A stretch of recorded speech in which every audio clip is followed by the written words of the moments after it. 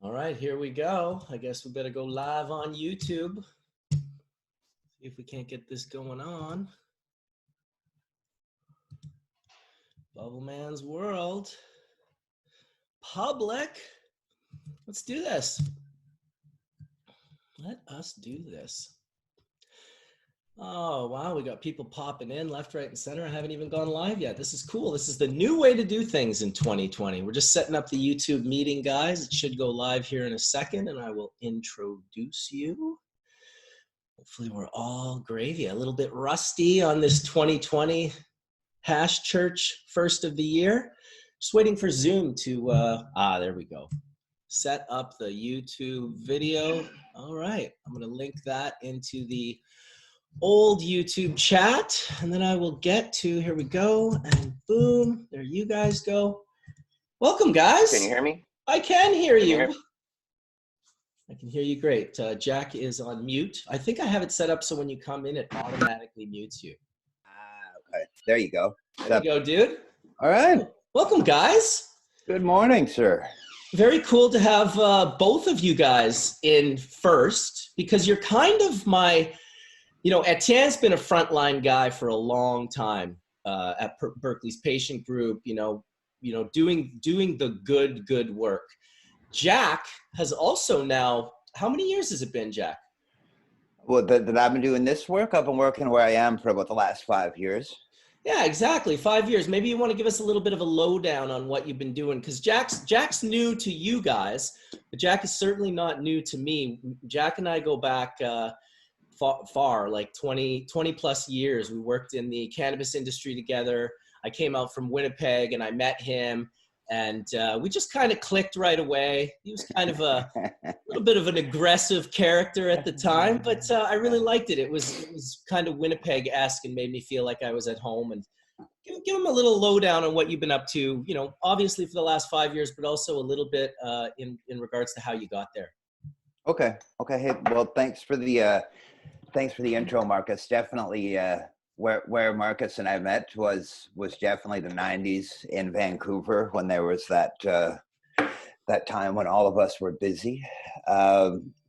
From there, I, like a lot of people in the business, I had my own personal difficulties, and through those, I ended up leaving Vancouver and coming over here to the island. And I did that quite a while back, and in trying to heal myself. I did a lot of things that involved cannabis, and at the same time, I ran a volunteer-based mobile needle exchange in the streets of Victoria.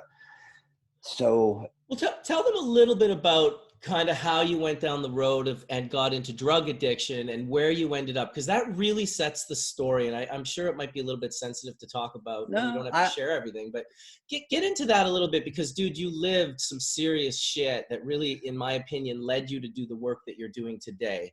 Yeah, you're right. You're right, Marcus. I mean, for me, just like a lot of people, I think I came out to BC from Ontario, and I got out in the cannabis scene like any 20-year-old who wants to go out and make their own way. And I became very successful at that, as how Marcus and I met.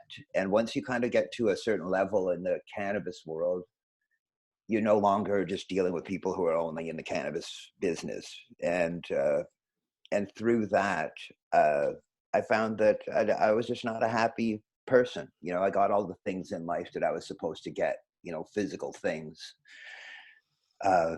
things that I was taught that would help me to feel better. And when I didn't feel better when I had those things, I turned then to the other drugs that I was involved with the business of. And that, for a long time, that made me stronger. That made me seem like my average friends, and nobody really knew about it, because I was making enough money to hide what that was. And I went on that way for probably a solid decade. And I guess in that world, I just experienced even further traumas. It made me want to do the things that I do now to try to challenge what drug policy exists, because I always felt like it was the criminalization of cannabis that ended me up meeting into a world that I really had no exposure to. I grew up as a little hippie kid selling hash to university students, and eventually that became such a big thing that I was involved in the smuggling business, and then that involved, of course, all the other things that come with that. Mm-hmm. And so, yeah, well, for me, I always felt like cannabis was always a healthy part of my life. It was always something that I came back to when I needed to gather myself. So, I mean, I don't know what else you want to talk about, Well, Marcus. I mean, you know what? I guess that was good, but it leads into, so listen, Jack had some problems. He got addicted to some drugs. And when I say he got addicted to drugs, Jack excelled at being addicted to drugs. When I saw him at the end, he was literally on Main and Hastings, like in the worst situation. I'm telling you, it's a death sentence when you end up down there. Very, very, very few people go down there and come back from it. Okay. So not only did Jack come back from that, he started doing what he's doing in Victoria right now. And that's what I was getting to, wanting you to tell us about, with the work that you're doing now, based on the experiences that you had using cannabis to help other people who are in your current situation get back.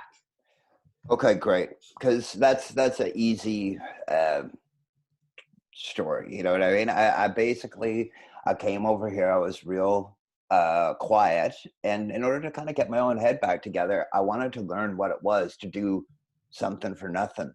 So I volunteered my time in a needle exchange that served food and shit. Because I wanted to find out what it was, why people were nice to each other. I think, and through that experience, it led me to. That was in a different health services agency. And then I was called by this group called Solid, which at the time only had one staff member and a shit ton of volunteers. And their story was like, a lot of their members their story was very similar to mine, where, so for years, we just did the mobile needle exchange. We went out and did that. And as everybody knows, the opioid crisis is a real problem.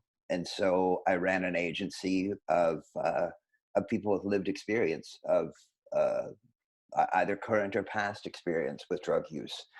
And through that, we started doing overdose prevention work.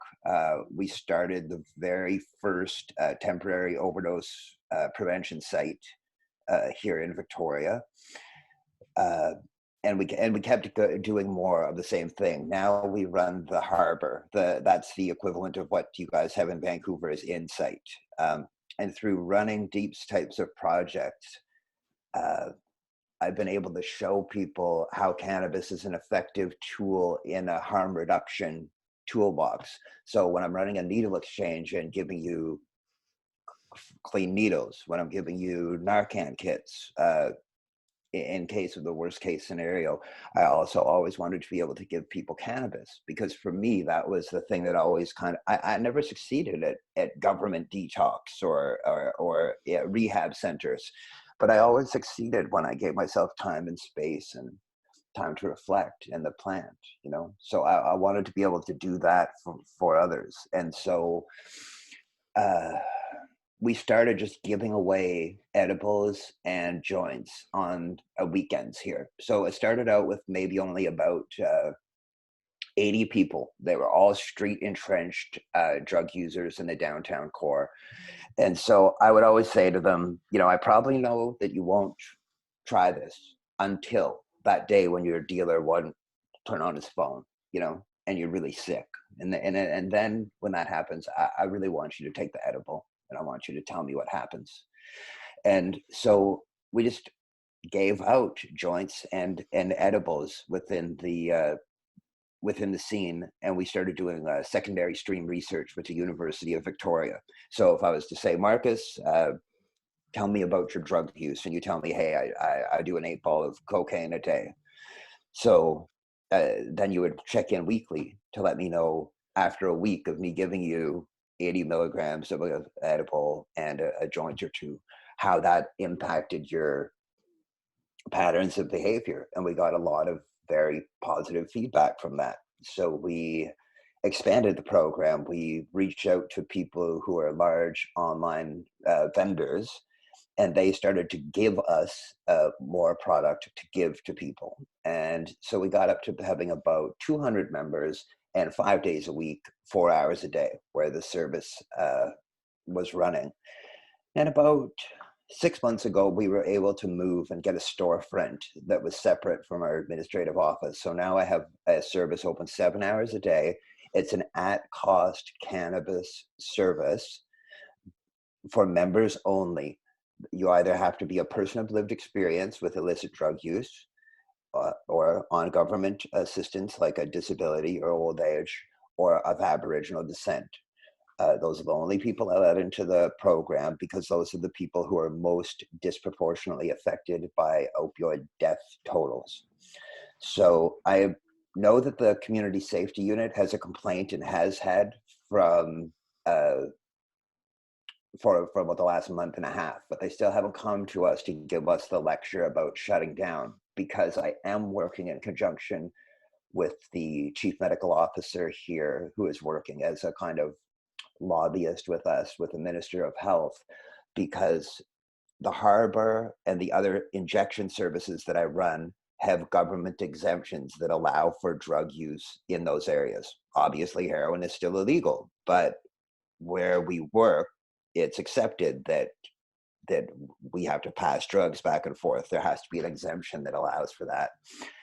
And I am negotiating with the province to extend that exemption over our cannabis programs, to recognize that our cannabis programs are an element of our life-saving services that we provide. We also do other things like run a drug checking project. So any person who does casual drugs on the weekend, or any hardened addict, has access to mass spectrometry and real information about what's in their drugs. I run all these services together in one place, and I feel like that's the main reason that my cannabis service has not been shut down yet, is because I'm not a dispensary. You can come in and see that the same thing that's $20 in the dispensaries all over the city is $5 where we are. I have 8 or 9 staff that work for me just in the cannabis programs, in the production, attaining and distribution of those things. So the only money that we make off cannabis is that to pay the salaries of the people who are there. And everything else we give away. So I've gone to where when we started, we made maybe, $100 a day, because there is no price. It's just a donation. When you come in, Marcus, maybe one day you have no money. Maybe one day you have $4. Some days you leave me money, some days you don't. But in the end, you leave the service with something every day. So that's kind of the loose parts of how it works, Yeah. I wanted you to come and share this story because I know there's a lot of good people in the community that will want to get behind it and support it. And I know I've, tried to facilitate and do whatever I can for it, because it really is the good work.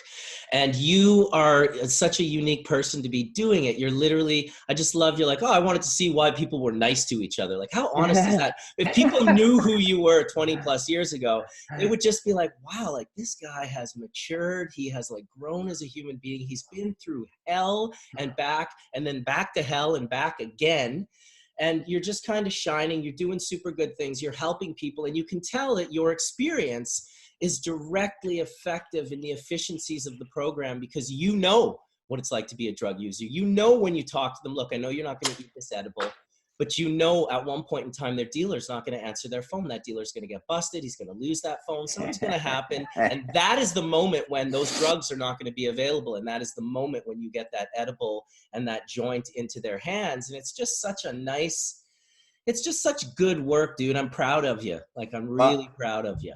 I really appreciate that, man. And you're right. Like, the reason that I do those things is because If I give you a joint and an edible today, and next week you end up in jail and you get out and you have no ID, your welfare has been cut off, I can help you with that too, you know. And that way, when you get those things back together, you get a little bit more stable, and maybe you need some other kind of help, you feel like that you can ask us for it and that we'll deliver it. And I think that's the strength of the service, and it's why that I connected. Like, primarily we work from health authority contracts. That's kind of what protects me in the services that I run, is that I work essentially for the man in a lot of ways. But then this, I love the opportunity about how, I don't know, if anybody's ever been a drug user, you know how it is. Like, there's a point when you're ready to tap out, and if people aren't ready to help you at that point, you kind of miss that opportunity. And sometimes months or years can go by before somebody feels like they're in a position again where they want to make changes, you know? Yeah. And recognizing though that time is the key, right? Like, who but a drug user who's gotten out of it can recognize it's the time. Yeah. And this is like a tool that allows us to have that conversation every day with people. You know, when they come in for their joint and their edible, you can really have a chance to check in with them. You can really have a chance to make changes in their lives, like the ones that I've been able to make for myself. You know, I just try to offer the supports that I wish would have been there for me a decade ago. And this is why today, for 2020, I wanted to start with a story about realness and truth, and not get right into cannabis 2.0 and licensed productions and regulations and blah, blue, blee, blah, blue, because I know that the majority of the people that I invite into these rooms, although some of us, many of us are going down these pathways and checking out alternative pathways, we still all come from the foundation, from the place that you are in right now. So know that in the Hash Church panelists and the Hash Church congregation, you have an incredible amount of support. And with that, I would like to introduce the Hash Church congregation, because Jack and I got right into it, and we have Etienne in the room as well, who came in right off the bat. We've got Johnny B, who's smoking a fatty and taking dabs, as Johnny B would be doing. We've got Mr. Skunkman Sam, looking very dapper today. What do you got, a lizard on your head today? That's nice. Collin is in from Vessel, from Happy Valley. He's sideways today. I don't know why. Maybe he's got to turn his phone sideways. I see Wade is in the house. I don't see his video on, but welcome, Wade. And welcome to the Dragonfly Earth Medicine crew. To Josh and Kelly are in the house. Dr. Mark is also in the house, and we'll be getting into some pretty interesting conversations where I'm sure he'll be dominating for at least an hour straight. So be prepared for that. Get out your pens and your papers. And then, of course, my good friend and colleague, Mike West, is in the room. We got Seibo Shen from Hanu Labs, another great guy doing good work and opening great dialogues. And then another super righteous dude is in the house. We got Boo Williams in the house right now. And all I see Boo doing is good. I just see him going and giving people water and delivering food and giving out clothes and buying gifts for kids, and just like, so there is an incredible group of people in the room today. We're just going to go for an organic dialogue as per usual. If anyone wants to chime in, feel free. There's no direction to the conversation. I just wanted to thank each and every one of you for showing up today, as well as all of the people who are watching on YouTube right now. We got almost 500 people watching live right now. So Hash Church still got it. Hey, Jack, as somebody who has worked Needle Exchange, thank you very much for your dedication and your hard work, because, yeah, you need people in the trenches, especially those that have done it and who need it. And you never know when it's somebody's time in need. So people, look for a Needle Exchange. Go out there, help people out. Do some volunteering, and look at Jack. And Jack, you need any volunteers to come help you out? Where can they come find you and help you? You can find our services, the Solid Outreach Society, at 1056 North Park in Victoria. That is the side where our outreach office and our cannabis services exist. Our administrative office is at 1804 Cook Street, just around the corner from the store. And yes, we always are looking for people. people of lived experience. That is the first qualification before anything else. I just wanted to say, Jack, we've talked on the phone Yeah. quite a bit. It's great to talk to you. Great to see you, man. You know, and the work that you're doing, and it really touches heart because I've been down a path, and I talked with a lot of people here in the downtown Vancouver East Side, and worked at didn't work actually. Really rephrase it. Did talks at Carnegie Hall with Dr. Hornby on harm reduction, and right now we have Neil Magnuson doing the same thing here in town with the Cannabis Substitution Project. And Neil's killing it, and he's also got his show Truth, Hope, and Courage, and he's really, really doing the same focus of what you're doing here in Vancouver. And we're seeing this in different parts of the world, actually, too, overseas. There's some other people we've talked about. Can't think of the name right now, but it's just great work that you guys are doing. Like, we all support, so thanks. Oh, thanks for bringing up Neil. Actually, the reason that we started calling our program the Cannabis Substitution Project, because we hired a person from Vandu, Howard DeJong, and he came over and told us about Neil. And that's how it really started, is we were just sitting like this, puffing on my couch, and he was telling the story, and I just decided, I think I'll stop selling weed and let's just start giving it away instead, and that's honestly how it began. And what we're trying to do is make it so that Neil and Sarah and other people who are doing the same, what we've done is we've actually built a society. It has a board. Nice. I have a staff, I have managers. I can show on paper how that you create cannabis at such a cost that you can employ people, but still give out hundreds of donations into the community a day. And that's the thing. The chief medical officer here really wants to make the program migrable, to migrate it to places.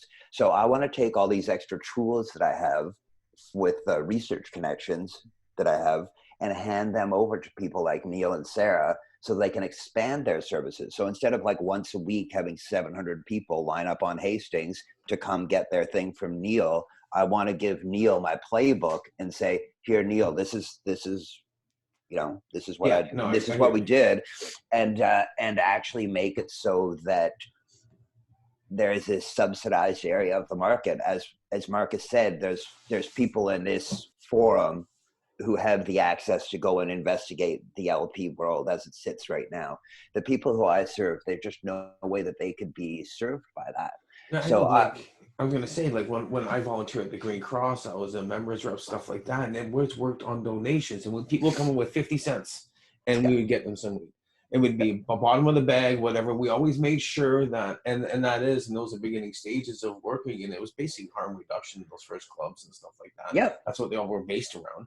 Yep. And we saw that, and it was really good. And we saw it kind of fade away with all of the legal dispensaries opening up and stuff like that. But now we're starting to see that come back, because truly it needs to give back. And I'm just sitting here on memory. I can keep going on with you. You can just start talking. So I know, because it is kind of like what Hillary did in the beginning, and the kind of support that Marcus and others in the community gave. Like, there was no way that Hillary could afford the massage therapist. So couldn't afford that. The herbalist that I went to and saw from there, stuff like that. I was at the BCS. I went through those whole programs because, I was injured. I was hooked on pharmaceutical drugs. Same thing, no difference. Went through the whole stages of the whole harm reduction, learned the 4 pillars. That's all went through Sam Sullivan and stuff like that with the downtown east side, what you're doing at Vandu and all that. And so there was a big part of that between 86 and 88, 89, 90. And I think you and me touched bases on that. And that's when we started seeing that explosion. So because as you know, like it's just natural that people kind of corrupted the model that was brought forward, like in a true medical access, because obviously the plant is a medicine, and access, not giving access, is ridiculous. But gets me up every day. I just wanted to make sure that in the changing landscape that is the LP world, that the people that I work with wouldn't be forgotten, and there would be space given to people like yourselves, like myself, people like, how did you, like when people would say to me, how did you help solve the opioid epidemic? this is what I would want to say. I brought people who understand that drug policy is garbage, you know what I mean? And understand that problems are solved from within community. Dude, and when there's no solution to the system, you require a new system. And that's why what you're doing is so cool, man, because you're just doing something completely different that actually works. And I knew people like yourselves would agree and get on board. And that's why I did it. My biggest supporters so far, I hope they don't mind me saying, has been the NCC, the National Compassion Club, and Twisted Extracts. Those have been two companies which have made it possible for me to have staff make it possible. Like give me, when I could say, you know what, I need double the donations you give me.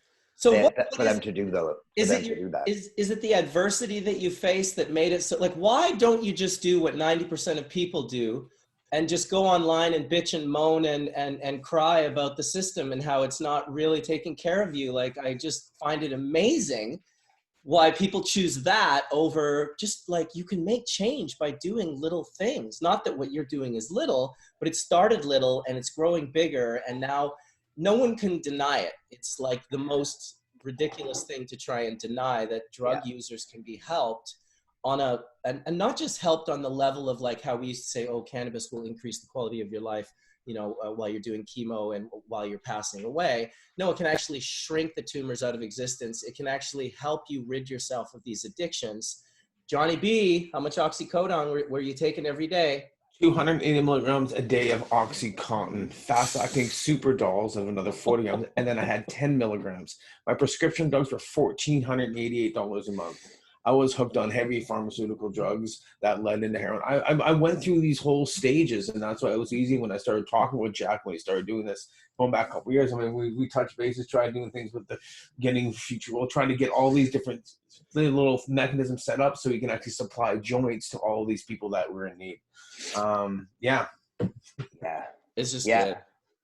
It's a great feeling to see when people actually give back and stuff like that. Like myself, I'm always trying to help people. I don't know how to help people, so I want people to just grow their own. How do I do that? By starting a YouTube channel and working with everybody and just kind of giving back as much as you can to the plan. It's just kind of it's the only thing that doesn't create a gaping hole in your life. Jack said it. He had everything. He had every physical kind of thing he required, and he was left feeling empty, you know, because that's not what makes you feel great in life. Please catch this. I might even make it full screen just for this one thing. Okay.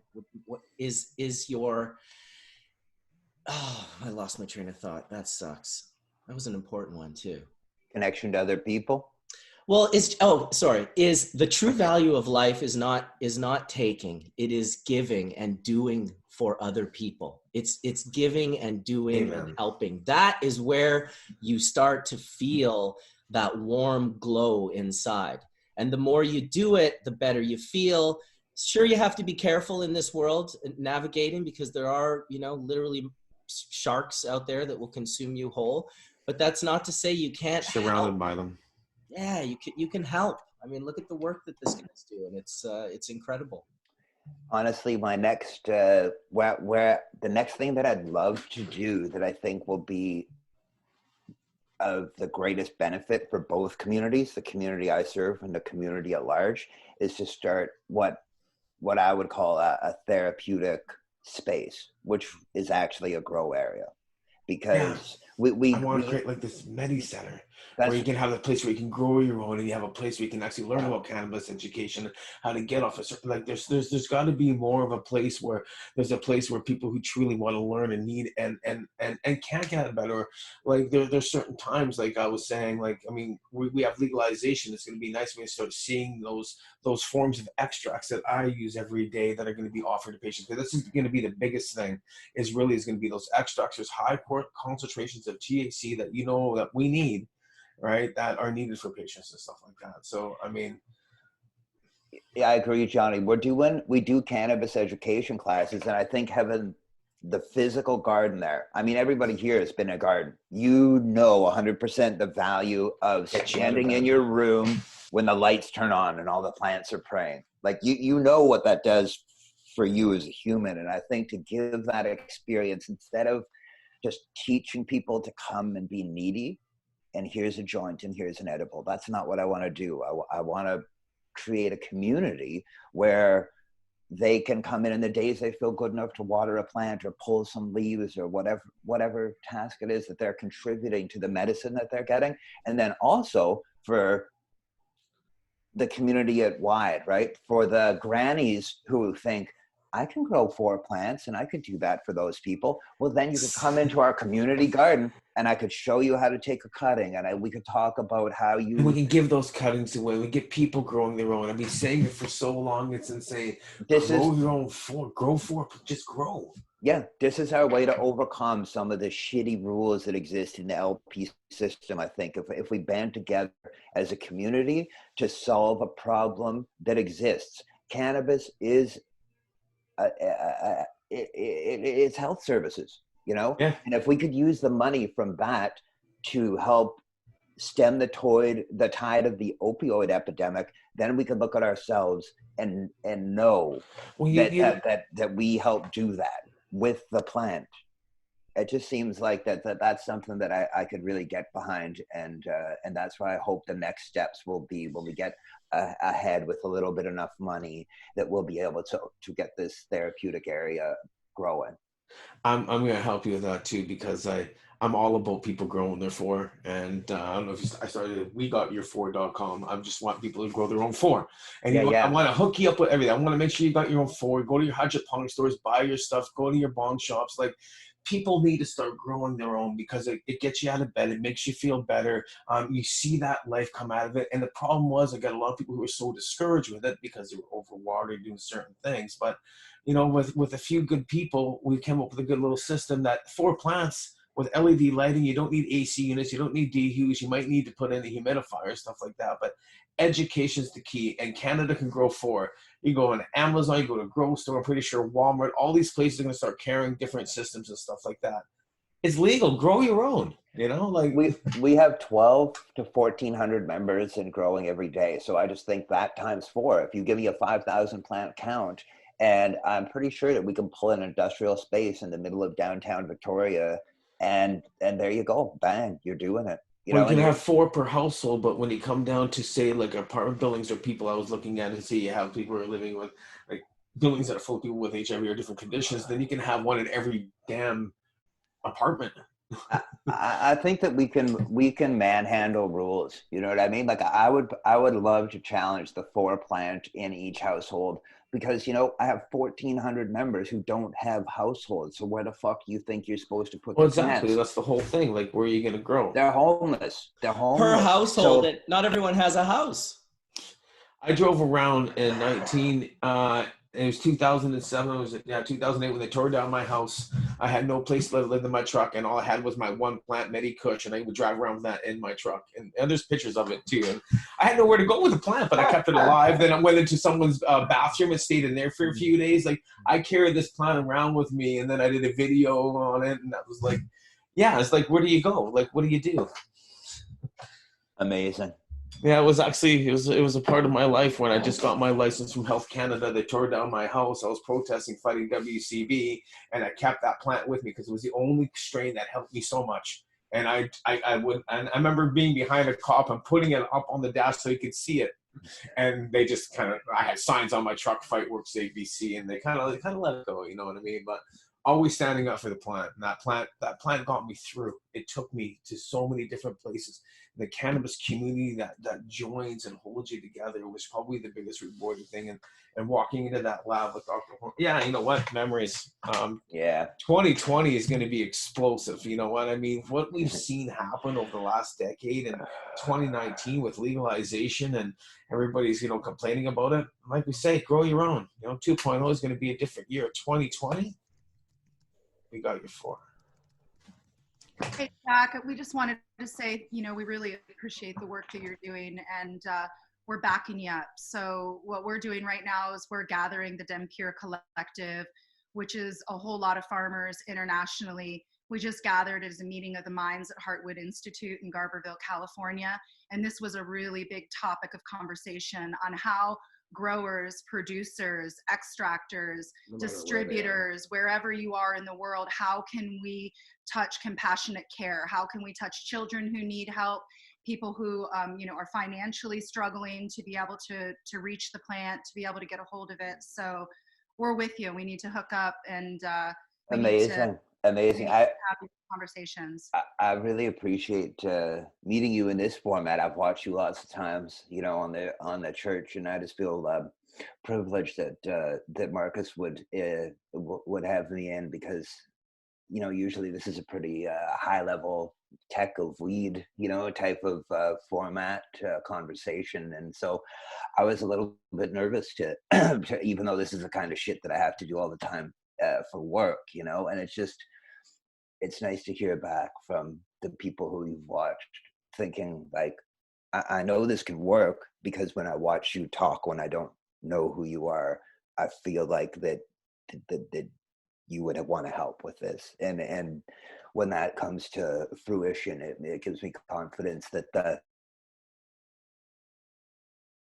ideas I had 5 years ago, walking around picking up needles on Needle Exchange, and how to incorporate people in the cannabis business into the unfolding landscape of change in drug policy, and how we could use the opioid epidemic.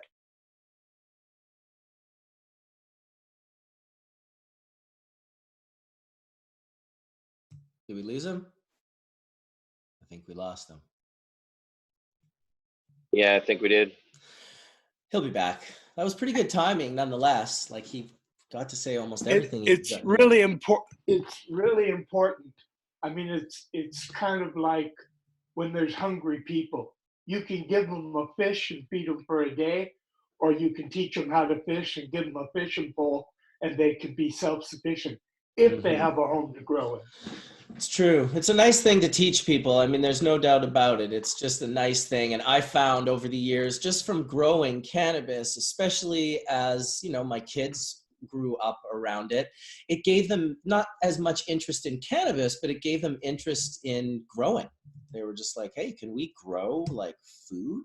Can we grow other things? And so we'd start buying seeds and planting peppers and cucumbers and lettuce and all these other different things. And it's definitely a good thing. I mean, you always kind of hear the stories of what would happen if, you just couldn't go to Safeway anymore and buy food. Well, what would happen would be that you would definitely want to have a seed collection and start being able to grow some food. Sacred thing would happen. And the best thing you can do is help out others that can do nothing for you. And that is the best feeling in the world. Passing on love, passing on knowledge, and educating people that will only help them better themselves. It's the best feeling ever. It is true. It's really amazing what an incredible catalyst this plant is. It continues to catalyze and point in directions, and it, is illuminating areas that have been dark for a really long time. It's illuminating big ag, big pharma, all of the problems, politics, polycorporatics is what, the word that I've been using lately. And I just think that this plant is here to save the world. And I think that we are the medicine makers, and we are the people that need to talk about it and bring this plant out into, regular mainstream world, so that everybody can jump on, because I know that you all know that this cannabis culture is international, and we connect on a very, very deep level only because of this plant. And I think it's phenomenal. Absolutely. It's a unique plant in the sense that there is this underlining, like, it seems to affect compassion and humanity and empathy, and really sort of produce it in people. And that's one of the reasons why, when everyone's so concerned about, like, I don't know, evil cops and lawyers and judges all because, taking over the cannabis industry, I'm like, bro, they are messing with a power that is so much more powerful than any. They fought it for decades. They spent billions of dollars. They destroyed tens of thousands, hundreds of thousands, millions of lives, and they lost to a plant. And so now they're going to lose again. They're going to try and make it corporate. They're going to try and be greedy. They're going to try and do all of these different things. But what they're not going to understand is that while you're handling this plant and breathing it in and being around it, it's going to affect the way you think. Promise.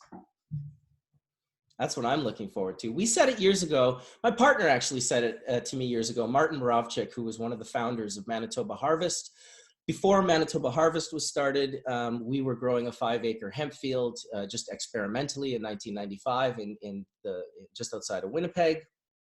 And I was quite young at the time. I remember I was maybe 21 years old or something, 21 or 22. And he said to me as we left the field in my van and we kind of looked back, and we had to hide the field also. It was not right on the highway, but he said, you know, this is going to change the way people think. And that wasn't even anything medical. That was just cannabis growing in acres in the prairies. And it truly did change the way people think. They started seeing it at the grocery store. They started consuming it. You know, they're putting it into their bodies. Is that affecting them? Of course it is. Absolutely. It's just a very unique plant that is like, it's viral in the sense that it just gets out there. And these people that think they're going to cage it and control it, I think that they'll see it'll work about as well as their prohibition did. The Mayan prophecy also states that a flower is what is going to save this modern culture, these modern people, a single flower. And it makes a whole lot of sense to me that this is going to be the thing that saves the world. On that note, D, 420K, can I get a... Bong rip, mother lovers. Oh, dude, right on. Jack's got his little girl. Just in time. Nice. For a little bong rip, mother lovers. You know how long I've been waiting for that? It's kind of funny. You just kind of created like the motto or whatever it is, you know, between you and Dr. Mark with his Hash Church song. That was also pretty classic. Pretty classic. Really nice to be gathering with all of you. Haven't heard I'm being quiet right now because I'm trying to put dry sift on. Well, I'm just going to say aloha and happy New Year's, everyone. Happy 2020. Dude, are you in Hawaii? He's in Hawaii. Aloha on that one. So big aloha to you. Yeah. I'm on Maui, yes. That's what's up. Aloha, I'm jealous. I was able to get Right, legal cannabis here too, because Wow. I have a California cannabis card, and if you submit to Hawaii, which I did last Saturday night, and on Monday I had my card, so I actually went to the dispensary and bought cannabis and carts and all kinds of stuff just to see what their program is like here on the island. And how is Maine it? does that as well, Weed? just north of me, and it's really nice because it allows people to check out different growers and different processors and really learn about what everybody's doing. It's really quite nice. Yeah, I would say the cannabis here is circa 2004, 2005 California. It's not yet. It's got a ways to go. They don't have many people coming, so the cannabis seems to sit around a while. So the terps and everything are gone. Wow. They store it in these bottles that have a lot of oxygen and air in them. So Like Canadian weed. exactly. Like all How does Canadian the weed, price like compare? all of it. I was like, how is it bone dry in a container? That just, yeah, sounds familiar up here. Well, How's it's the not, price it's not to- bone dry. The prices are a little high, you know, because they have to grow it and produce it. On top of that, such as their oil here is a black sludge because they can't use BHO or anything else, so they use alcohol. So it has that wonderful 2003 sludge flavor. On top of it, on that, their dabbables as well are black sludge because, again, they can't use BHO. That's a class 3 felony here. So in Hawaii, you need to work on your laws here to get better medicine. But the growers really just got to. You can actually use alcohol and do a really fast wash in an ultrasonic machine, like for 30 seconds or less than a minute, and you come out with absolutely beautiful golden oil. Did you hear that, Hawaii? Did you hear that? Hawaii? That's a bomb that just got dropped on Hawaii. Wash. Hopefully the whole state Super will You cold. don't get it Yeah, all. the You only water. get like 3/4 of the available THC. That's such a boring problem. What's that, Mike? No, it's such a boring problem making light-colored oil. Yeah, there's plenty of ways of doing that. You just No, chill your solvent down, right? You could use filtration. There's lots of ways of making nice oil. Charcoal, The fact that they're right? making dark oil, it just says that, yeah, they're a little behind the times. Well, Yeah, it's like farmers. they're bootstrapping it. So I mean, they still haven't caught up to technology, as well as I don't think they get out to the shows to see what technology's out. You know, much less what a rotovape is. But what Yeah. about the actual cannabis culture there, Etienne? Like, you must know people that are like born and bred, living there, like that are growing beautiful herbs and like. And I have beautiful herb that is much better than what's grown there. And I've known people who've been Okay. living here for decades. So I get good herb here and get a good hash.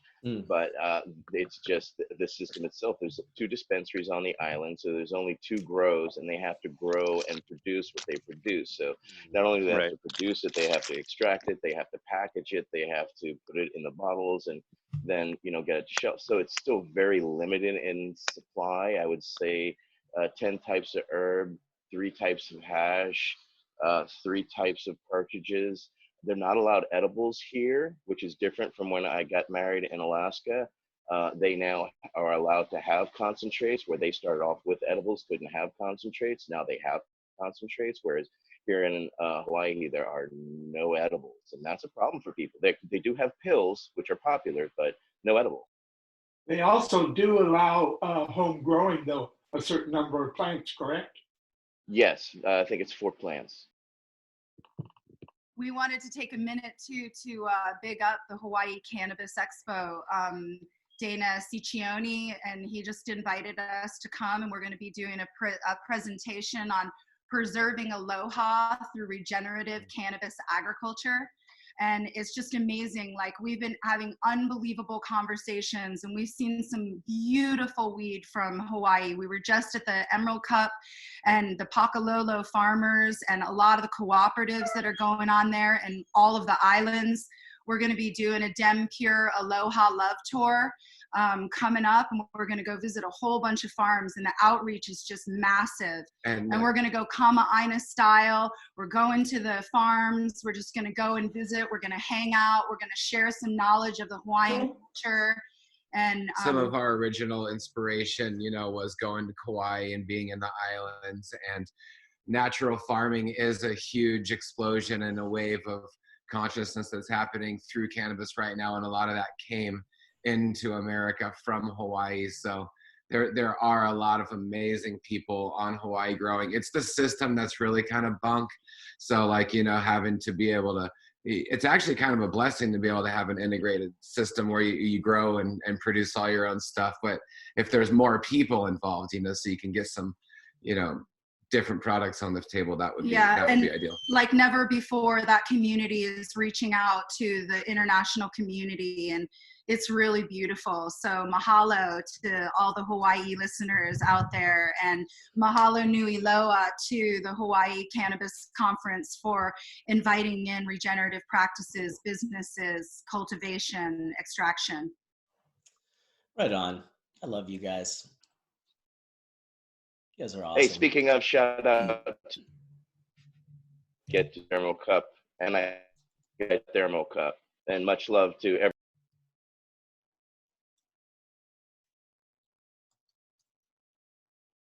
He's not coming in, but, you know, we were just at the Emerald Cup and met a lot of the family from Hawaii, and everyone is going to all the conferences. You know, it's just a matter of getting everything in place and creating what you want. You know, the people have to speak up.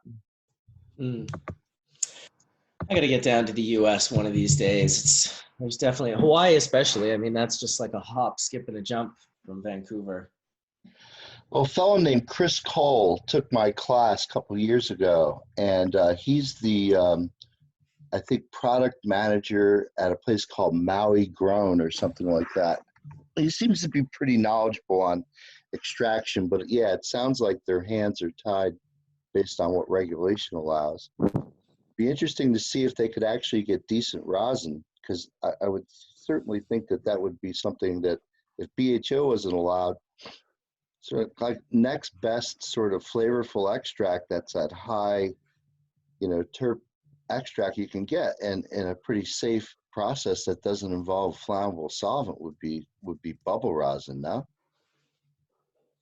I mean, it's probably more of an opinion than anything. I mean, I'll tell you, some of the tastiest, terpiest, loudest shit I ever put in a pipe was Sam's dry sift. And I think just because other people have never seen it, they don't think it exists. So they say things like, "Oh, well, live resin's the loudest you could possibly." Well, just for commercial production, though, can that actually be something that's viable? Can you actually make a product that way reliably? And well, I mean, Cuban Grower did. He seems to have a version of 99.9% heads. It's all relative to what your customers are willing to pay. Sure.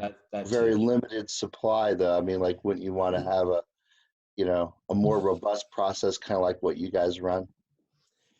Yeah, I don't know. I mean, the main difference between dry sift and water hash and flower rosin is dry sift, you get a very small yield from the plant. With water, you get a much higher yield. Okay, but the thing that we haven't mentioned is that the way you grow, Sam, and your understanding of growing, you're like a plant whisperer. Your plants express themselves in a frightening way. I grow in the ground. I know. Think that's really important. I grow biodynamically and organically in the ground.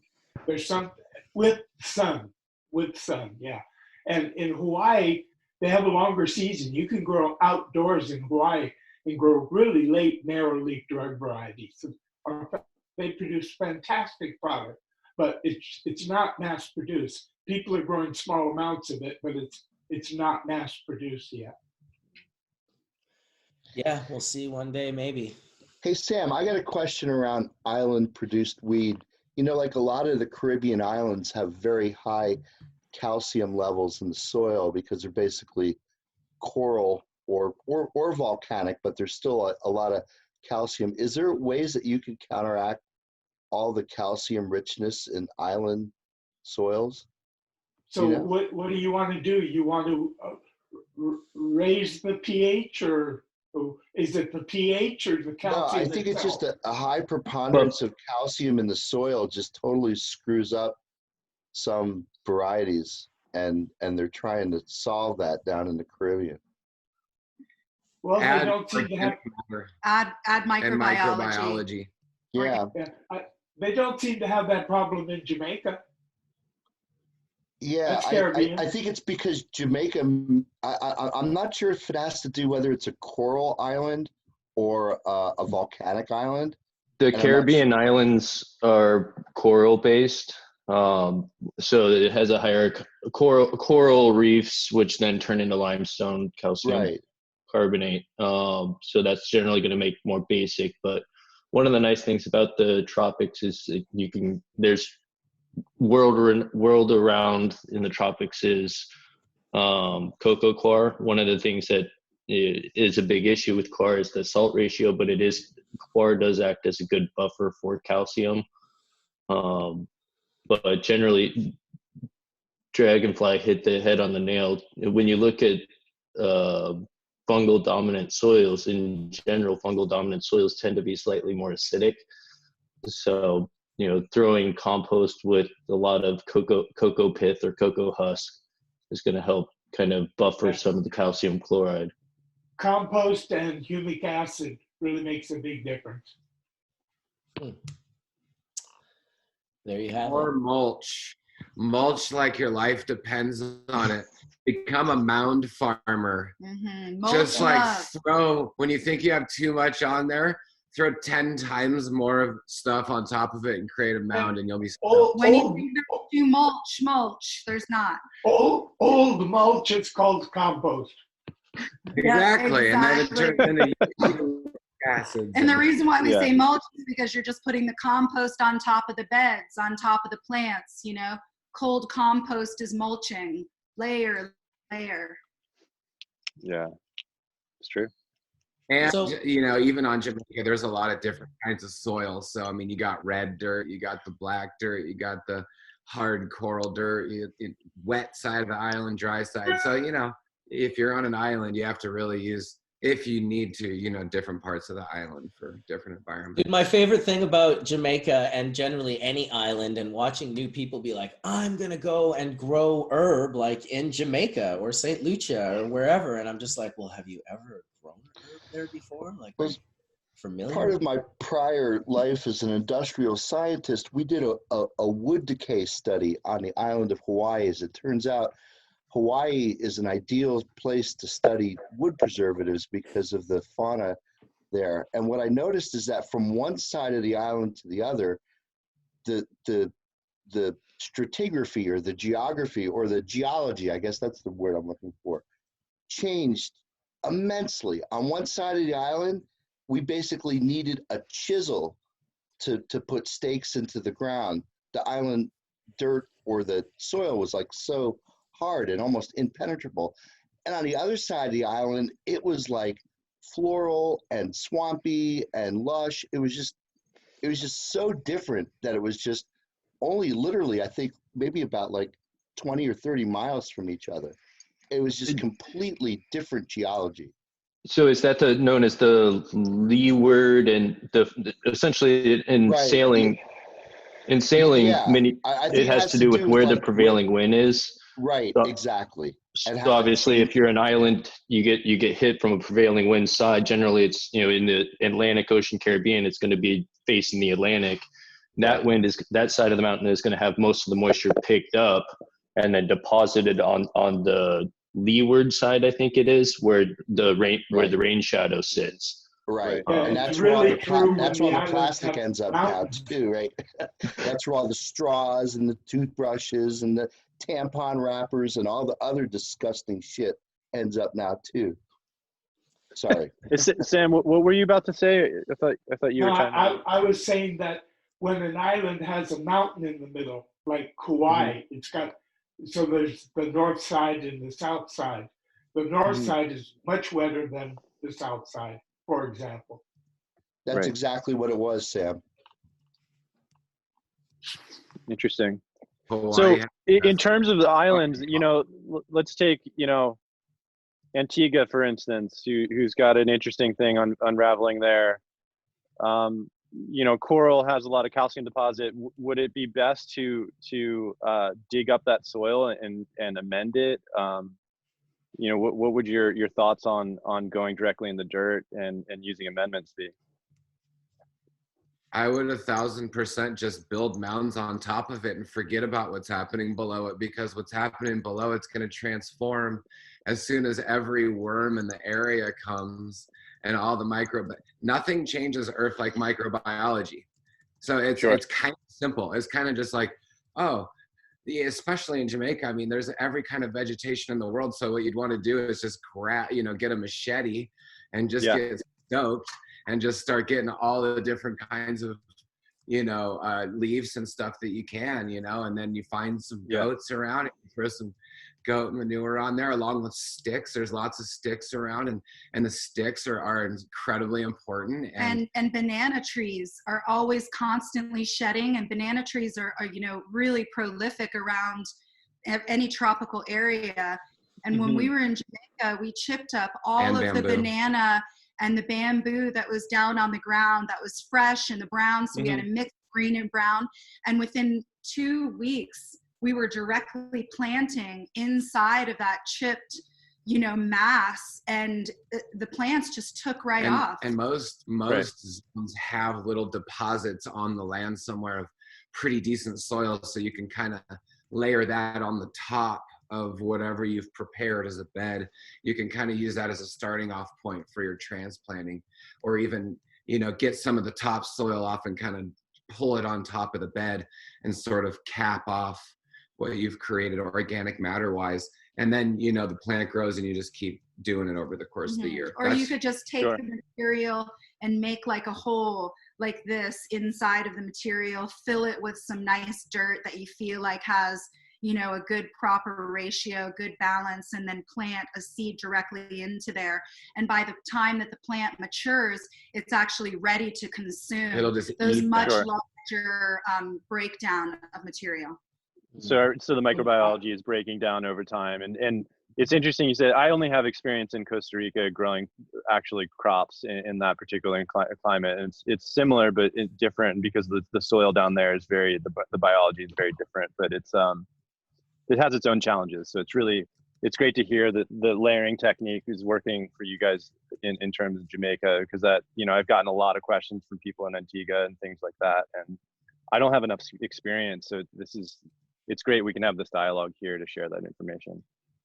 When I used to grow potatoes in California, I would just put the potato eyes for the next crop on the ground, cover them with about 3 feet of mulch, and the potatoes would root into the ground and just go right through the mulch. And then afterwards, I didn't have to dig up the tomatoes. I just had to pull the mulch off. Wow. That's kind of what I'm talking about with mound life. I mean, it's kind of a mentality. It's almost like you're just a mob gardener. You plant as much as you can on the mound and use it to your advantage. It also saves water. And these are not just techniques that work in Jamaica. Of course, like we've gone to Bali, Thailand, Southeast Asia, different places, Hawaii, all the islands. We're going again to Hawaii, like we said, so we're really excited. But these techniques are not really, they work everywhere. We're in British Columbia, we do it. We're walking, looking all down the West Coast to Michigan, to Maine. Oh, I'm in Jamaica, I'm in Bali. It's working everywhere. It does change what you're layering. I mean, the biodiversity of your bioregion is what you're going to use. So we're just not really needing to bring amendments all over the place. We're using what we have there. And also plastic culture. I mean, Mark mentioned the word plastic, and plastic is really killing the earth, and it's really sad looking at modern agriculture use plastic so much. And again, layering and using mulch is the answer to plastic. It stops weeds from growing and it builds soil. I could go on forever about this. But and we're super solutions orientated, but I just wanted to take one second to talk about a major problem. Hemp can save the world, but plastic culture, hemp cannot. So it's really important that we become intelligent on how we're planting this incredibly sacred plant that is what we were talking about earlier, going to save the world, is going to change people's minds. We need to do it in a way that's respectful to the earth. The only thing that will stop plastic is for oil to get too expensive to make single-use plastic. Until oil is expensive, we will have plastic forever. Damn, it's so sadly true, but we'll see. Well, Dr. Mark had some interesting thoughts on plastic, I think, last time we were on the show. And if Mark, if you can elaborate a little bit more on the knowledge you have with using hemp. Last time we talked, you had some really interesting thoughts about that, and I was wondering if you could share some more of that. It looks like Mark is not with us at the moment. Oh no! No, did he bounce? Too bad. Yeah, I remember him. I thought he was the one talking about how hemp plastic is not. He felt like it was viable. He had some very interesting thoughts that are different than what I've heard. I don't know enough about hemp plastics to speak on it, but I'm so fascinated in it. It's the problem that we've seen is that there's no conventional recycler that will take the current hemp plastic that's being made, that's out there, or at least, like, I think it's Cerna who is pushing that currently. So the problem is we can get a hemp plastic tube. The problem is you can't recycle it. No recycling place will take it. So there's a whole problem of the supply chain still, that these products are created, but they haven't figured out how to break it down. Right. Well, if hemp plastic is biodegradable, you don't have to recycle it. You can, put it in compost piles. These are not compostable, though. Right. So that then answers the question. And the thing that makes it compostable, truly compostable, is the way that it's stuck together, what is emulsifying that together, which is polymers. And the half-life of these polymers, just because you can't see it with a naked eye doesn't mean that it's not just lying there in the soil and what they call biodegradable, which definitely, severely changes the microbiology in the soil if you're having residual polymers. Sure. Yeah, we're we're pretty messed up. We start using our heads to start trying to fix problems and create new problems, and whew. I mean, the intention was good. However, it's still not done. We still have to. What do they say work about with them? What do they say about the road to hell? Good intentions, my friend. Paved with. Yes. Wow. I know that Sana Packaging, SANA, I'm out of Colorado, is making different biodegradable plastics and hemp plastics, and they're a really heady, good packaging company, and packaging is a really important issue to talk about. And even with hemp cultivation, I mean, do we need, and in New York, I know it's like this, there's two classifications for hemp. There's cannabinoid hemp and there's industrial hemp. And if you live in Oregon, you might think industrial hemp is the enemy, you know, and you can't have male and female plants around. But when you're talking about a food source, or you're talking about plastics instead of, you know, polymers, and maybe there's polymers in the hemp plastic, I don't know, where's Mark? But yeah, we are needing to move forward with intelligent agriculture decisions, and having industrial hemp growing on earth is extremely important for fibers. I mean, we're wearing cotton, and cotton is still slave labor is being used to produce cotton all over the place. And if we had hemp, more hemp textiles, we would know where it came from, and the supply chain of where it came from. So it's all part of that same. I don't think anybody's producing hemp fiber in either Canada or America. Yeah, exactly. And I wish that you know, we could somehow change. They want to chase the money and grow CBD instead. Hemp Taylor. Such a wonderful landscape for, you know, big, wide open prairies that are, you know, growing canola or growing corn or growing, you know, alfalfa. It would be really amazing to see a lot of textile hemp going on in Canada. It's such a perfect environment. It's all about the machinery. Well, it's also go ahead, Mike. No, this is Collin. I was just saying that there's a couple mills in New York State that are very interested in the material itself. I think for them, it's about, is there a market for them? And how do they learn to work within that market? And that's what I know from talking to them. But you know, I would love to see more fabrics and things like that. And Marcus, you had mentioned Hemp Taylor, that was Hoodlum, and I wear their jackets all the time. And you know, it's not 100% hemp, but it's a very nice brand that's been around for a while, that's been really embracing hemp and the materials that are coming from it. What's really expensive is processing and the factories that you have to build for processing, spinning, and weaving are multi-million-dollar factories. I mean, it's not cheap. And you've got to have it within, say, 50 miles of where it's being grown. You can't be trucking the hemp all over the universe to make a profit. Well, I know Hemp Taylor is working on a project in the U.S. to produce fibers, grow them in the U.S. and produce fibers and you know, make products for sale. That's one of the things that they're trying to do in 2020. Yeah, ultimately, when you look at the evolution and deployment of hemp in North America, a lot of Europe as well as Asia didn't ban hemp as heavily as North America did during Prohibition. So many of the European clothing designers continued to have access to hemp in different forms of canvas or hemp silk or silk blends. Now that hemp has slowly been regulated here in North America, we're starting to see a lot of brands focusing on CBD, but there are some brands working on either food or fiber or plastic products.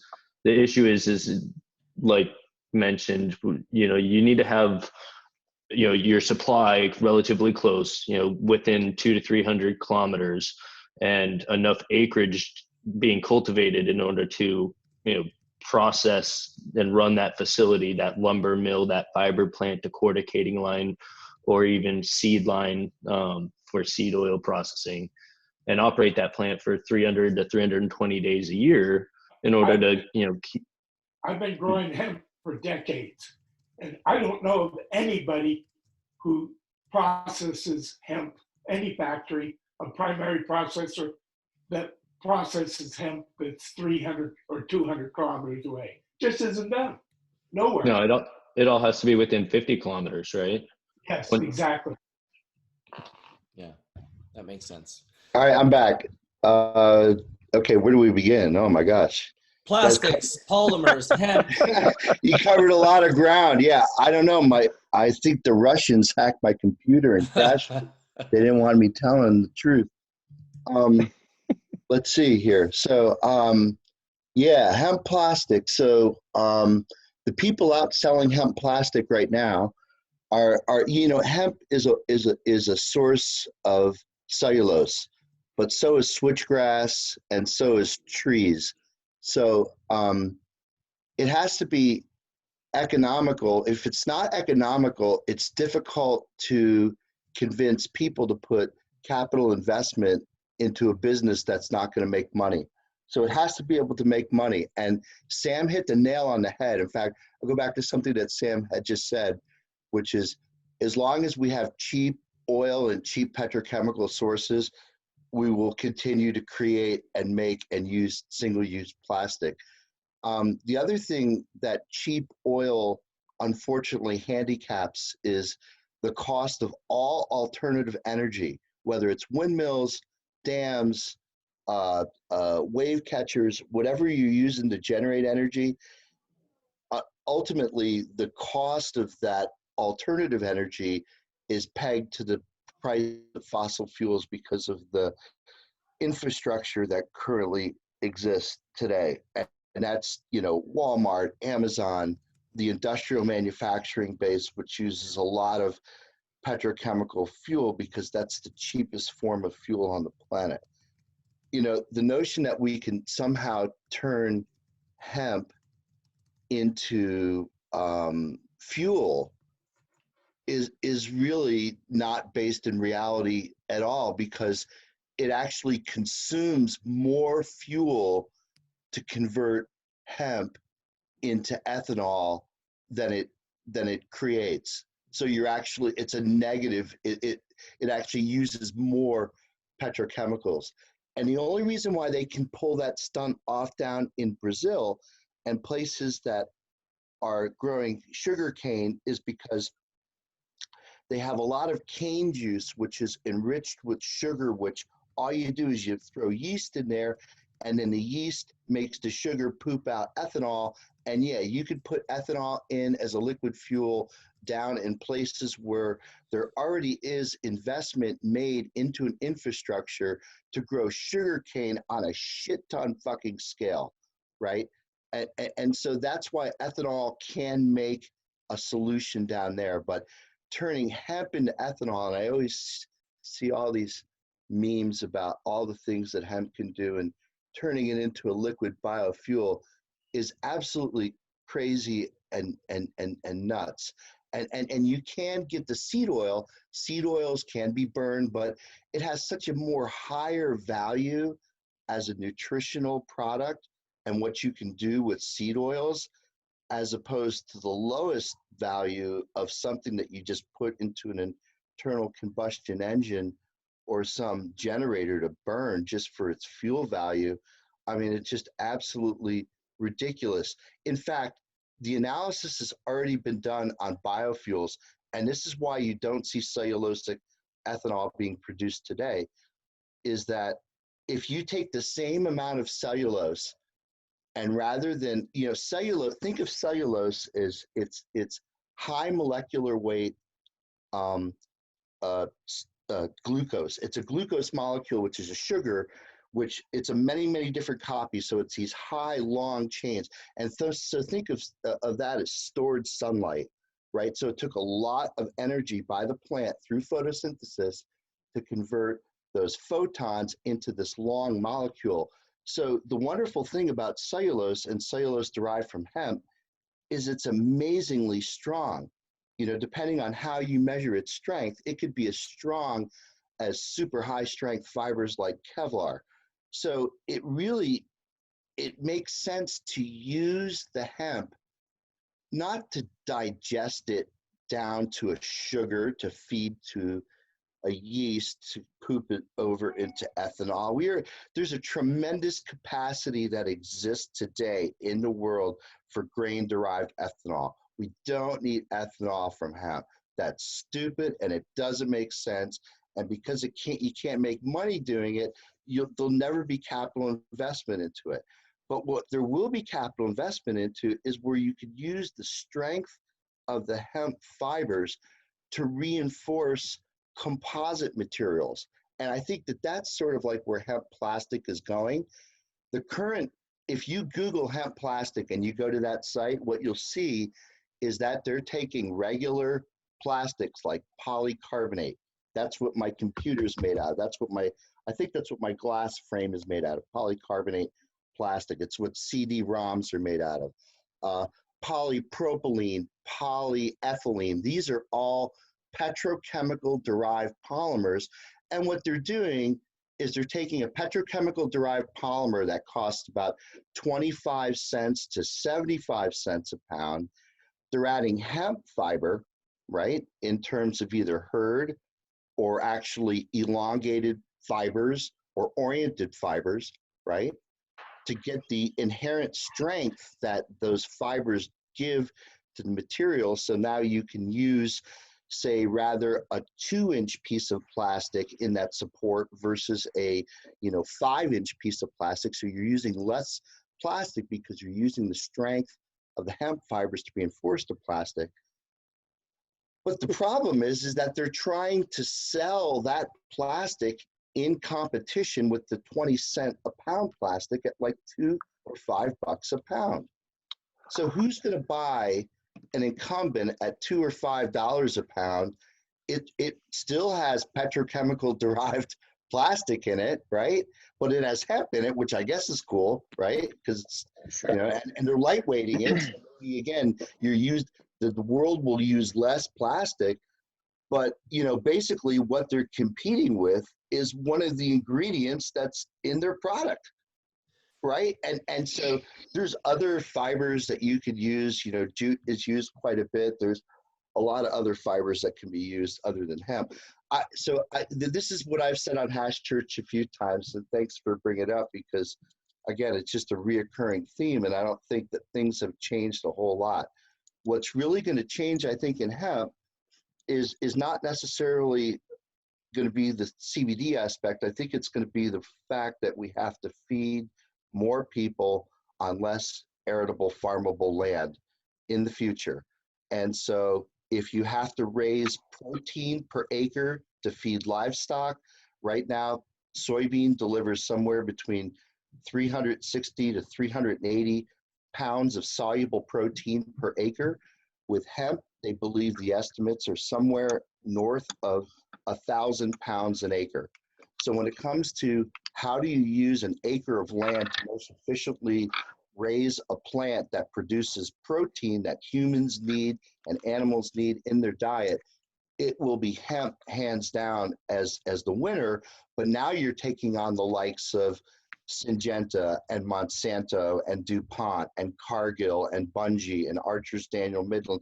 You're taking on the large corporate ag machine that exists and that have put genetically modified crops into our diet and into commerce. So yeah, it's also, Mark, the truth of it is that hemp will not give you that much protein per acre. I mean, most varieties. Actually, they don't really know. I can tell you because I was out on hemp fields this past year. Hemp produces a shit ton of fucking seeds, man. I mean, holy shit. We had a couple areas go out to seed, Sam, and it is unbelievable. I've been growing hemp for seed for years and years and years. Yeah. And to get a ton per acre is tough, Well, I think the variety right now in the world is Spinola. That's a variety I developed. Okay. And so that'll give you 2 tons. And what's going to happen is that food is going to be the main driver for hemp to overtake soybean. And at that point, there will need to be infrastructure to process all of this available hemp fiber, which is a byproduct. And as you know, Marcus, hemp oil creates a heart-healthy oil that should be more prevalent in humans' diets. I think that that's going to be the ultimate driver that's going to create all this hemp biomass that you're going to start seeing, you know, paper products, cardboard, craft paper. Craft paper is, just think of like brown paper bag or brown cardboard. That's called craft paper, which is nothing more than just ground up trees. Newsprint, you know, what newspaper is printed on is nothing more than just ground up trees. So, you know, they're taking basically the waste off of the sawmill floor after they've gone through and lumbered as much as they possibly can out of the trees, bring it across the street to the paper mill and use the old craft process, which requires sulfur. That's why it always smells like rotten eggs in and around the paper mill, which is right next to the lumber mill. So maybe in the future, what you'll see is you'll see a hemp farm, and then next to the hemp farm, because they're processing oil and crushing seeds and making that beautiful oil that Marcus has showed pictures of, and ultimately next door will be a hemp fiber processing plant that'll press that shit into boards and cardboard and paper and fiber and all the other stuff. Is that going to replace plastic? No, unfortunately, you can't make plastic, moldable plastics like polyethylene and polypropylene, which are used and processed. They usually come in these huge barrels, and they're just these small little beads, and they melt. And in the melt, they can be processed and formed into the screen of your laptop or the case of your cell phone. You can't do that with cellulose-based polymers. When you heat up cellulose-based polymers, they degrade in the melt. And so the cellulose-based polymers like cellophane, which is just xanthated cellulose just to make it soluble, have to be solvent-based and cast in films, and they don't have an engineering modulus, so they can't be used like more thermoset polymers, which, you know, again, flow in the melt, set up in the melt, make high molecular weight, strong plastic components for things like marine, you know, aeronautical and transportation. We can't rid ourselves from plastic, I don't think. I think plastic's going to be around. We just got to try to get away from single-use plastic. And Mark, is cellulose biodegradable? It is. Yeah, if cellulose wasn't biodegradable, we would be choking in the forest. So cellophane could be used for a lot of things that clear plastic is used for. Cellophane, is used to wrap candy bars, and I mean, cellophane was actually, I think it wasn't invented in DuPont. I think the Germans invented it, but DuPont stole it, I think. And they, you know, again, that was a big advance to be able to keep bread fresh. You know, they used to say, oh, that's greater than sliced bread. I think that came back from the fact that you could make sliced bread, put it in a cellophane wrapped package, and it could actually maintain its freshness. That was a real advance many years ago, better than sliced bread. But hey, so can we shift a little bit into this THCP paper? What do you guys think? Oh man, that's a great topic. It's not every day that they invent or discover a new cannabinoid, right? How cool is that? You had to almost predict it, right? Because the smaller homologs were known, right? Like THCV was known. You know, this is just, you know, so it's got a couple extra carbons on the alkyl tail of the molecule. And if you know about the biosynthetic pathway, the way that's put together through the polyketide synthase, you'll know that you could change the substrate on which that enzyme acts on, and it just extends the Tinker Toys just 2 more carbon atoms. So yeah, I mean, I think it's really cool that they found it, and then they came up with a synthesis of it too, which is Italians are noted for their synthetic work, so it's beautiful to see a nice piece of synthesis come out on how to make the molecule so they can identify it. And then they showed a little bit of data in mice, right? I got the paper open on my desktop and I'm not going to look at it. I think. Can you send the link so I can send it into the Marcus, here, let me. Or send it into the YouTube chat room, either or. Oh, you know what? When my computer crashed, I lost it. Hold on, it'll just take a second. No problem. But and has any human being taken THC yet? Have you heard of any human being? I don't mean in tiny amounts like might be found in a plant. I mean significant, more like 90% or 100% pure. Like, well, I have no earthly idea. I mean, I just read about the molecule for the first time. I think a week ago today on my birthday. I think I found out about this. I was just like, just read about it, so I have no fucking clue. But those Italians, who knows what the fuck they're up to, right? In fact, I think from what I remember from reading, I think on a thread on a Facebook chat, someone told me that this was actually owned by the Italian army,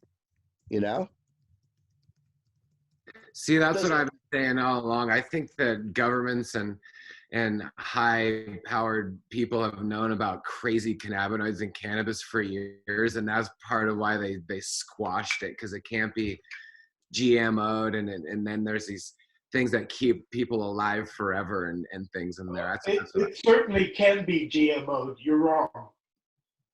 Well, anyway, it also breaks rules, so we'll see what happens when you GMO it. I want to hear what happens when a human being tries it. I remember everybody's told me pure THC is the ultimate whatever. Yeah. Well, I smoked pure THC 20 years ago, and it wasn't as strong as 90% resin had hash from skunk, because the skunk had the terpenes, and that potentiated the pure THC, even stronger than pure THC. So this is one curiosity that I think a lot of people are interested in this particular molecule, because they did some docking. We all know that the active site of CB1 is now known, right? There's a crystal structure of it, right? And the promise of having a crystal structure of your receptor is, think of it as like the photographic negative for what you want the molecule to look like, right? Key to fit in the lock, right? So if you know what the receptor looks like, well, shit, you should be able to design the perfect lock. That's called rational drug design. Well, rational drug design doesn't always work as well as it should. However, it's awful good at making predictions around potency and relative potency.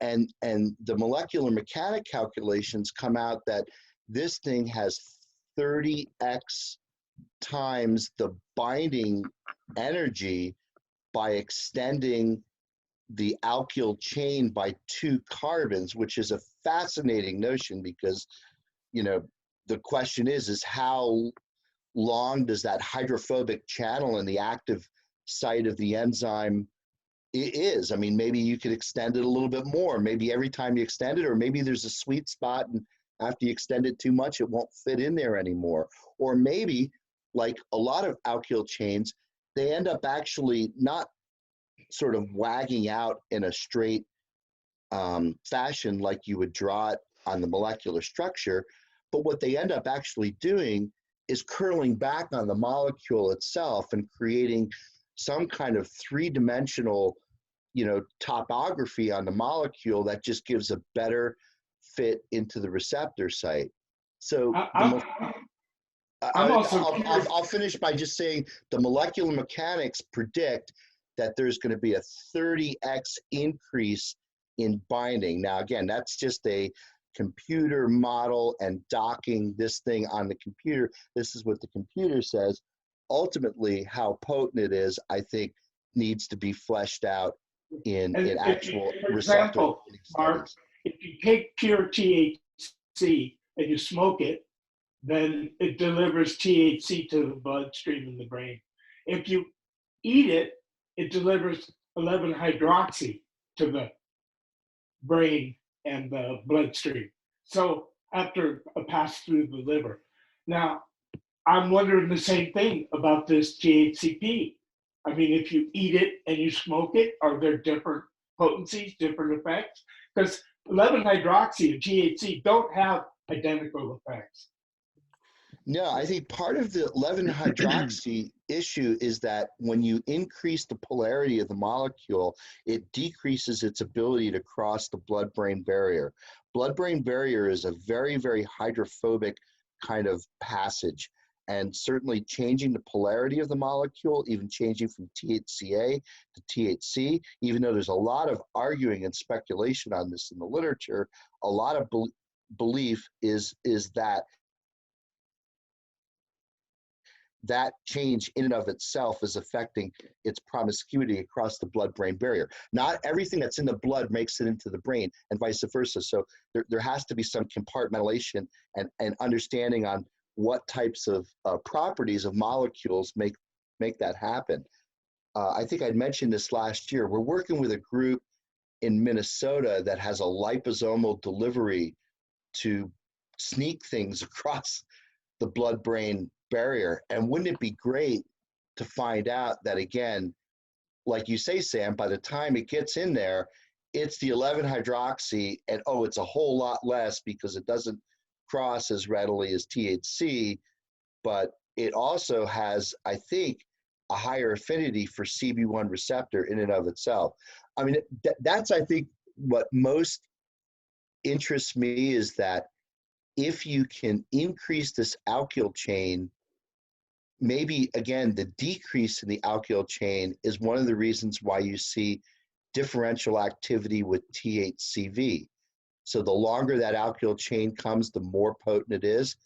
And maybe, again, that's something that could be potentiated by terpenes or something maybe that's not. But I'd like to think, and I don't know, I have no data to support this at all, but this is just one of those ghost cannabinoids that has been in cannabis forever. We're just discovering it now, right? No, for example, CBD has a couple like this. So does THC has a few other ones besides THC. Right, they all would. So just like they all have like a C3 analog, like the varins, they all have the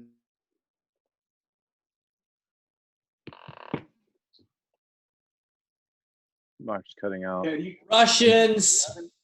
You keep freezing, Mark. Oh, I'm sorry. There's no reason to believe that if the C9 is there and the C7 is there, that the C11 and the C13, all these different alkyl chains might be there because, again, it may just be the promiscuity of the polyketide synthase that's in that particular strain that determines what of those minor metabolites are made. Or minor what I find really interesting is it's found in the plant. So that's, I figure I can breed one that's 90% THCP. Yeah. I mean, I think it's always been there. We just never knew it. Yeah, and you know, CDP, there's CDP, CBDP. Right, and then the CBG analog, the CBC analog. Right, exactly. There's no reason to believe that that's unique to the C5 cannabinoid. So, yeah, it's really cool. I love the fact that they synthesized it too, right? Isn't that just so great? Shows you how easy these molecules are to make. You know, plant does a really great job in synthesizing them, but you know that they're probably going to put that, try to express that the genes that code for that enzyme in yeast and try to make that in bacteria and algae and other things through heterologous expression. That turns out to be another real exciting field in cannabinoids today is, you know, the ability to make them outside of the plant. Yeah, you put them in tomatoes, you put them in bananas, you put them in pineapples. That way you can have pineapple kush. All you got to do is go to Jamaica for the pineapple kush, Sam. Yalma. The pineapple kush. So in terms of breeding, Sam, in all your years, since this is a new cannabinoid, do you believe that, a lot will be revealed in terms of isolating this and genetic selection? And is this something you think that we will be able to, exploit in the same ways we've been able to? You can breed for it, but right now the levels are extremely, extremely, extremely minute. So right. what you need to do is get a population that has a significant amount, whether that's 0.5 or just half of 1% even, and then by selfing and breeding it, you can quickly get it up to more like above 10%. And then from there, you take it into a program and then select. Yeah, and then you can hybridize it with any variety you want to increase the THCP. But until people take it, like I said, everybody thought pure THC was a cat's meow. Well, it's only half as strong as 50% THC in resin with the right terpenes. So what about THCP with the right terpenes? Well, that's a whole other thing. Yeah. That's why I'm asking. Anybody know any human beings that have taken significant amounts of this stuff? No, I don't. I do not. Yeah. Well, wait a second. We don't know if we have or not. This was a discovery. So these people have found it in these varieties of cannabis. It may be in all the varieties of cannabis that we've ever smoked. We just don't know. That might be true, but that also might be in 0.001% amount. Yeah. It's part of that minor cannabinoid profile, right? But is there a standard for people to see it? It's the third cello and the fifth violin, and it's barely if it was there in significant amounts, it would have been discovered earlier. Right. But I don't, hey, the underdog could pull through too. You never know what. I always said it, that things that we might not recognize or have discovered that are present in the smallest amounts may have very profound effects on these entourage effects. What they're doing is they're finding the peaks when they analyze this, either with high pressure liquid chromatography or maybe even NMR, whatever the fuck. No, mass spec. Mass spec, man. Mass spec nails it, right? It tells you that molecular weight is that molecular weight. And it didn't take them long to figure it out. And then what they did is they went back and synthesized the decarboxylated material. I understand exactly. And if you look at it, the peak that they found was so fucking minute. They've already identified all the bigger peaks. Now they're finding the really minute ones. Yeah, the concentrations that they reported, if I remember correctly off the top of my head, was about 60 milligrams per gram. So it's very, very minute. I think the CBD one was like maybe about half that, like 30 milligrams per gram. So yes, very, very minute amount. But I think I think what this demonstrates is the promiscuity of the polyketide synthase, which puts together that building block in the cannabinoid biosynthesis. Yeah, and it used to be exactly the same with all the minor cannabinoids. 1, 2, 3, 4, 5, 6. They were not in large amounts. 10, 11. Now this is what we call in science a football team paper, because you look at how many authors. 12 authors. Holy shit. I wish I had 11 scientists in my lab, all with Italian last name, running around doing this kind of work. Holy shit balls. Football team size paper here. This is not only that, but I don't effort. really recognize the Italians. I mean, I know a lot of Italian. Huh? This is significant. I mean, again, this is a very significant finding and certainly a wonderful thing to see in the literature. Now the question is like when we've characterized our extracts before, and we could characterize, say, 95 or 96%, is the remaining 2% molecules like this that, again, now we could really try to quantify everything that we're extracting out of the plant. There's going to be several more discoveries like this, I think, that are going to help understand what those minor third and fourth cellos in the orchestra are. Well, Thanks. I'm more than a little bit curious. Thanks for sharing your screen, Mike. Nice for people to be able to Cool check stuff. that out. Yeah.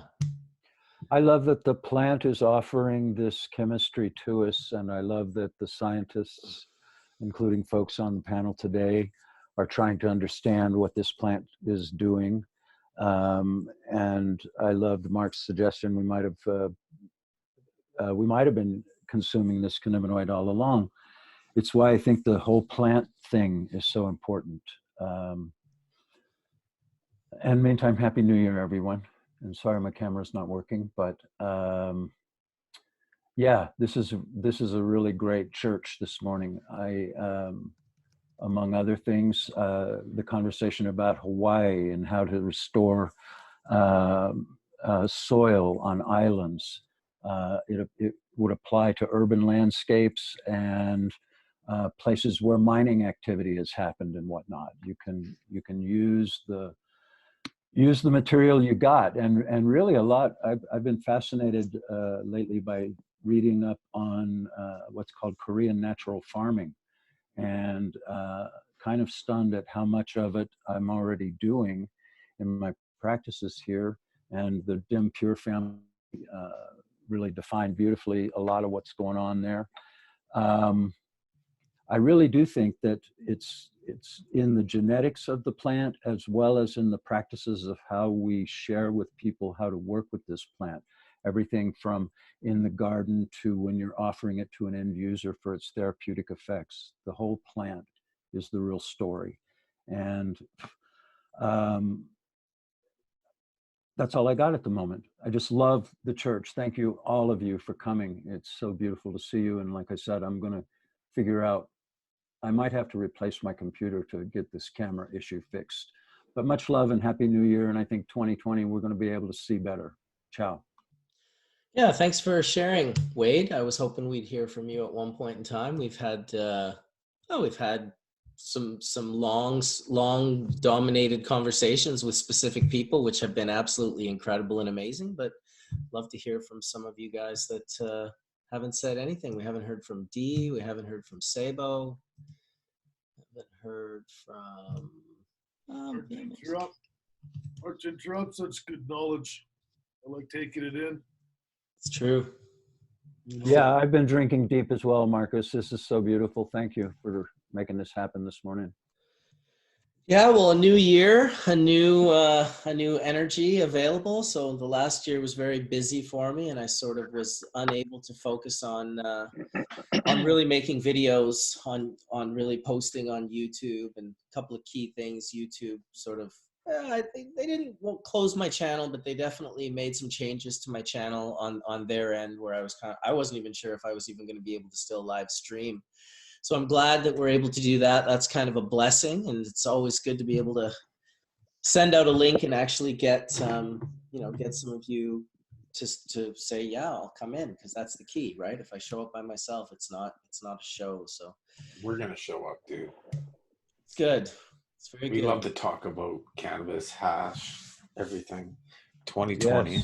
Yes. Well, everybody in chat too, right? The chat is exploding. It takes on a life of its own, right? And it polices itself, right? When someone gets out of line, you know. Nice to have a nice Mama comes in and whacks them. Just a bunch of peaceful cannabis nerds. Nice universal bong rip with everybody in the chat, online, in the video, all of it. It's always nice to do that on a Sunday morning. All right. I was actually reliving that bong rip that Santa Claus came and had with us that one time there, Mark. That was awesome. That was pretty awesome. Yeah. That was pretty awesome. That's why I had to basically make my channel like safe from children right there. Yeah, I had to do YouTube. Really hammered on me too. I wasn't able to do anything for months. Like you can upload, you can only comment on stuff. So people are always asking, you can't upload videos. So a lot of people have been getting slapped with all these new rules, and I even do a video saying that, hey, if you're under 19, please don't be on my channel. I think they're going to really come after us in Canada with the new Cannabis Act. I think it's going to be a problem. Oh, it's a setting, John. It's a setting. You don't have to say that you can't have people under 19. There's an adult setting in YouTube. I do that. This channel is for this is not for children. And then the algorithm won't allow it to get into zones where, maybe people that are younger are going to be. I don't think we need to be personally All you have to protected. do is claim that it's Russian fake news from Putin, and they'll let you play it. That's about it. Well, here's that universal bong rep that D420K said. I hope everyone's ready. Mother lovers.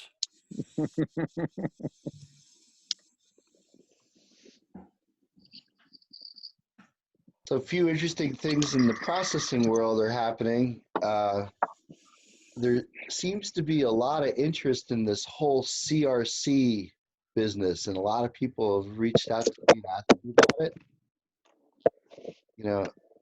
Is it color remediation chromatography? I think that's what the acronym stands for. Mm-hmm. But if you all know who Murphy Murray is, she's working with Sano Gardens and those folks in Colorado. I just saw Sam at the fish show not too long ago, so it was good to see those guys. But how about Mike? Mike from Heidolf, you see him too? Yes, I saw Mike at the BizCon, but I did not see Mike at the fish shows. I don't know. Shout out to Mike.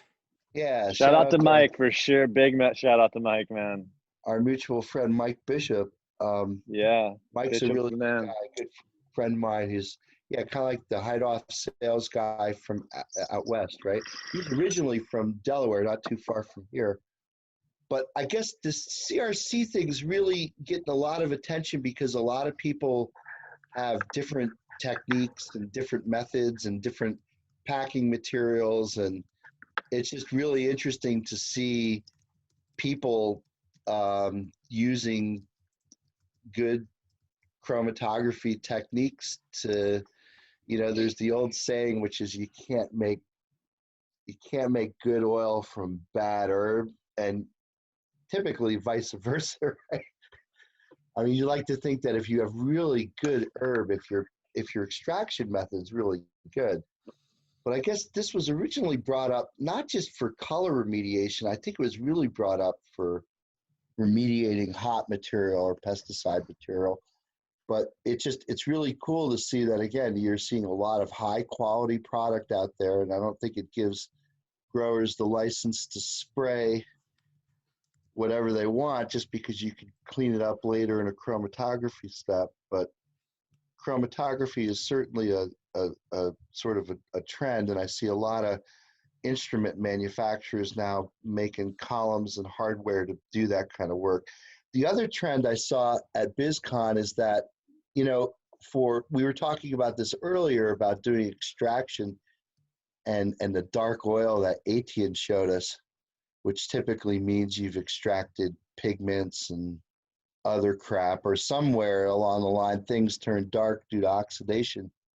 Mm-hmm. Well, certainly you can do, and I've seen this, where you can do a low temperature extraction with ethanol and actually make a product that's so pure that it'll shatter up, just like a butane extract would.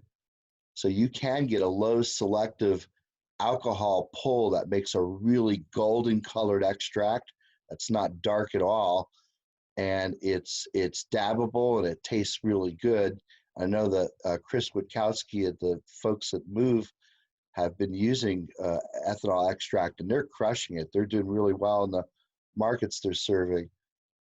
But a big trend that I see now is that people are moving away from cryogenic extraction of ethanol and just doing an extraction at room temperature and then processing the room temperature extract to remove what you're extracting out at room temperature that you don't want. So like the fats, waxes, lipids, any sugars or any other water solubles that are coming out, you could remove by, again, either chromatography, or one of the new techniques is something called lenticular filtration.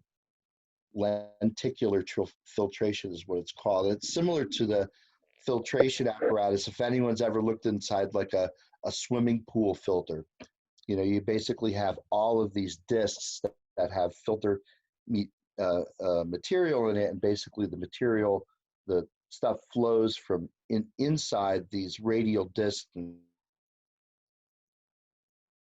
flows out through the filtration process. And again, it was really news to me that you can basically do a room temperature extraction with ethanol and the right processing of that ethanol such that you didn't need to winterize the extract, because winterization is just really ugly and messy and sloppy, and it's real nice to be able to have a selective extract that you don't have to winterize. So just two sort of trends that I see happening in extraction. You know, there's still a lot of work going on in scaling up of hemp operations at BizCon this year. Yeah, it was kind of like, you know, the biggest, shiniest stainless steel tank farms you could wheel into that room to try to get, you know, people who are spending lots of money to put large hemp processing facilities. Tends to be something that's happening. And so you would think, again, with the increase in the amount of hemp processing infrastructure, what's now happened, you know, be careful what you wish for, is the price of isolate has crashed. And Mark, yeah. what do you feel Hold about on, let me finish this thought before it dies of loneliness. So,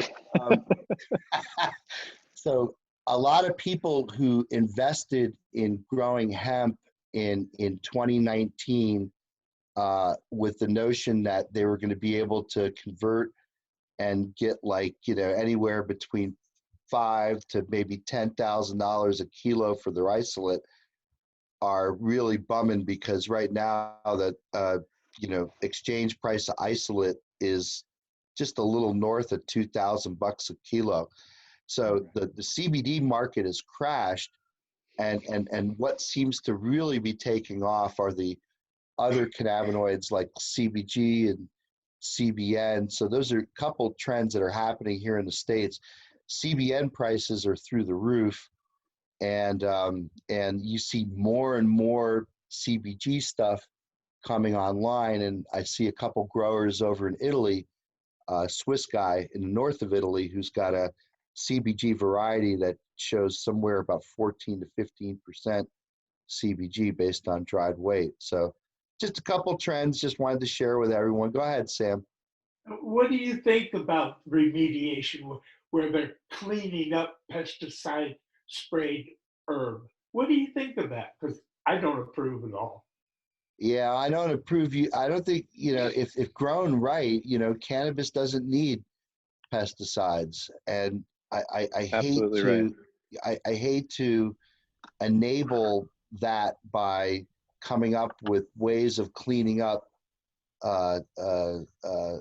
tainted oil. But I don't want my well, I was going to say, I don't want my kids. I don't want my friends' kids dying of a vape pen that's got, you know, pesticide contamination in an oil from a black market cart that they bought at a Dead and Company show. You know, I mean, I feel really bad. I feel really bad for the folks who feel that the last resort they have is pesticides. You know, it shows that they've failed, but when they've invested so much of their livelihood and they're going to financially be in ruin if they don't, you know, they're up against the wall. And that's just a tough situation to be in, a situation created only by the ridiculousness of the black market. and It's, prohibition. it's one thing if they're cleaning up mold and fungus. I mean, that happens to the best people who are serious growers. But when they're cleaning up pesticides and fungicides, I don't know, it just gives me the creepy crawlies. Yeah. Yeah, I mean, much easier Yeah. to grow it without those things in it. I agree. yeah. It's I just think not that needed. I think that the issue that exists is what happens when hot oil is discovered, right? Does that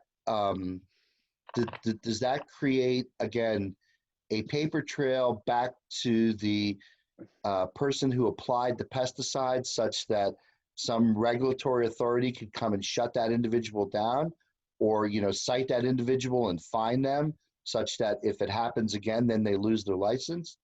I mean, certainly, again, this is something that, another significant thing that's happened since our last Hash Church is the EPA has now allowed just a handful of agrochemical treatments. They're not chemicals themselves. They're all biological treatments, which should make Josh and Kelly happy. They're all biologicals, right? So they're all sort of part of, I guess, what you'd call the bio IPM strategy of using bugs to treat bugs.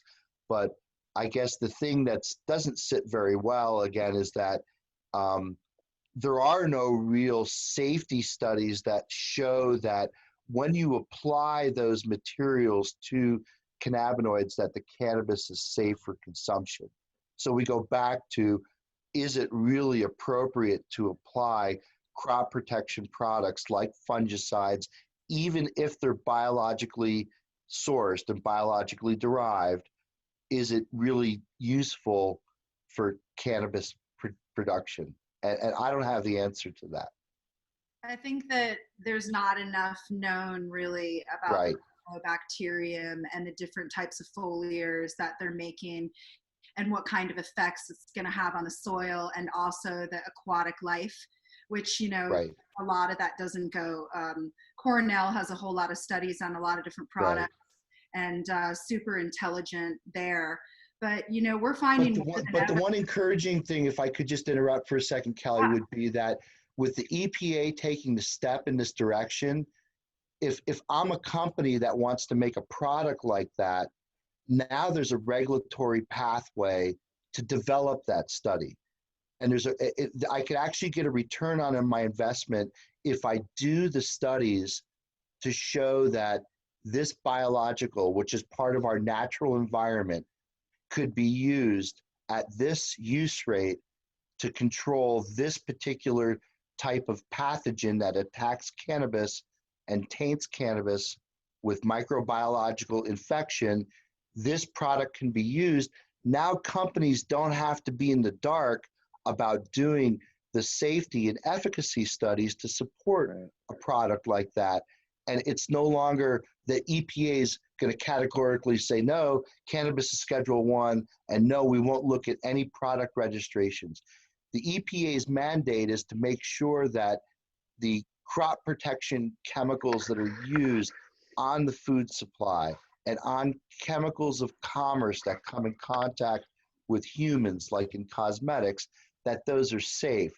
They don't always get it right, and the Environmental Working Group will let you know that in spades, but I can tell you it's a step in the right direction that they're looking to say, look, we need to regulate products for this industry, because if we don't, that's just a total wrong move altogether.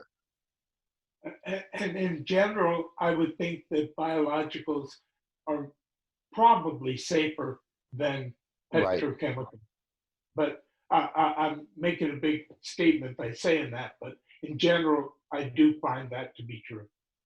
Yeah, I just think that it's really interesting, Mark, what you said. Of course, it makes sense. Any kind of avenue that you can get more research and more study on it is better. It's just really interesting that things become, put into the regulated market before we even have the opportunity for environmental studies to even look at it. So already it's screwed up. You know, you were saying, you know, do we need to go back to the farmer who tested hot on any kind of a pesticide or a fungicide test? You know, we need to go back to the FDA. We need to go back to the EPA. You know, the problem. Are part of that. Yeah, and also, you know, there's a lot of these different micro biology foliars that you can spray on your plants or that you can put on your soils, but we need to look at it in a more holistic view. What's it doing to what I said before is our aquatic life, and what's also happening to our pollinators. There's a lot of, there are biological sprays. Totally agree.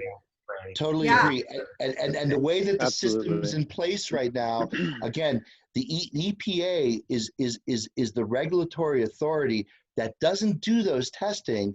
But what they do, the testing, the responsibility for the testing and the data package is on the registrant, is on the person who wants to register the product under something called FIFRA, which is the Federal Insecticide, Fungicide, and Rodenticide Act. So our U.S. government says that if you want to make a product that fits in that product category, you have to register it with the EPA. And what the EPA does is it's just got a group of experts, typically academics and other folks, who look at the not just safety, which is what does this thing do to humans, what does this thing do to the environment, what does it do to non-target pests, but also does it actually fucking work, you know? And again, to do those studies takes years and millions of investment. And typically, like for an ag chemical company like my former employer, they would spend anywhere between $10 to $50 million just to get that one product over the goal line. So it's not a cheap thing to do, because you have to do toxicity in animals, and as soon as you get a bad result on tox, you're dead in the water. Now all that investment up to that point, you're dead. So it's one thing that's happening, something that has to be done in order to show safety. And again, because cannabis was illegal, all these companies that sell products into the space wouldn't touch this with a 10-foot pole, because they have to break the law to show. Now it's interesting with tobacco, right? Because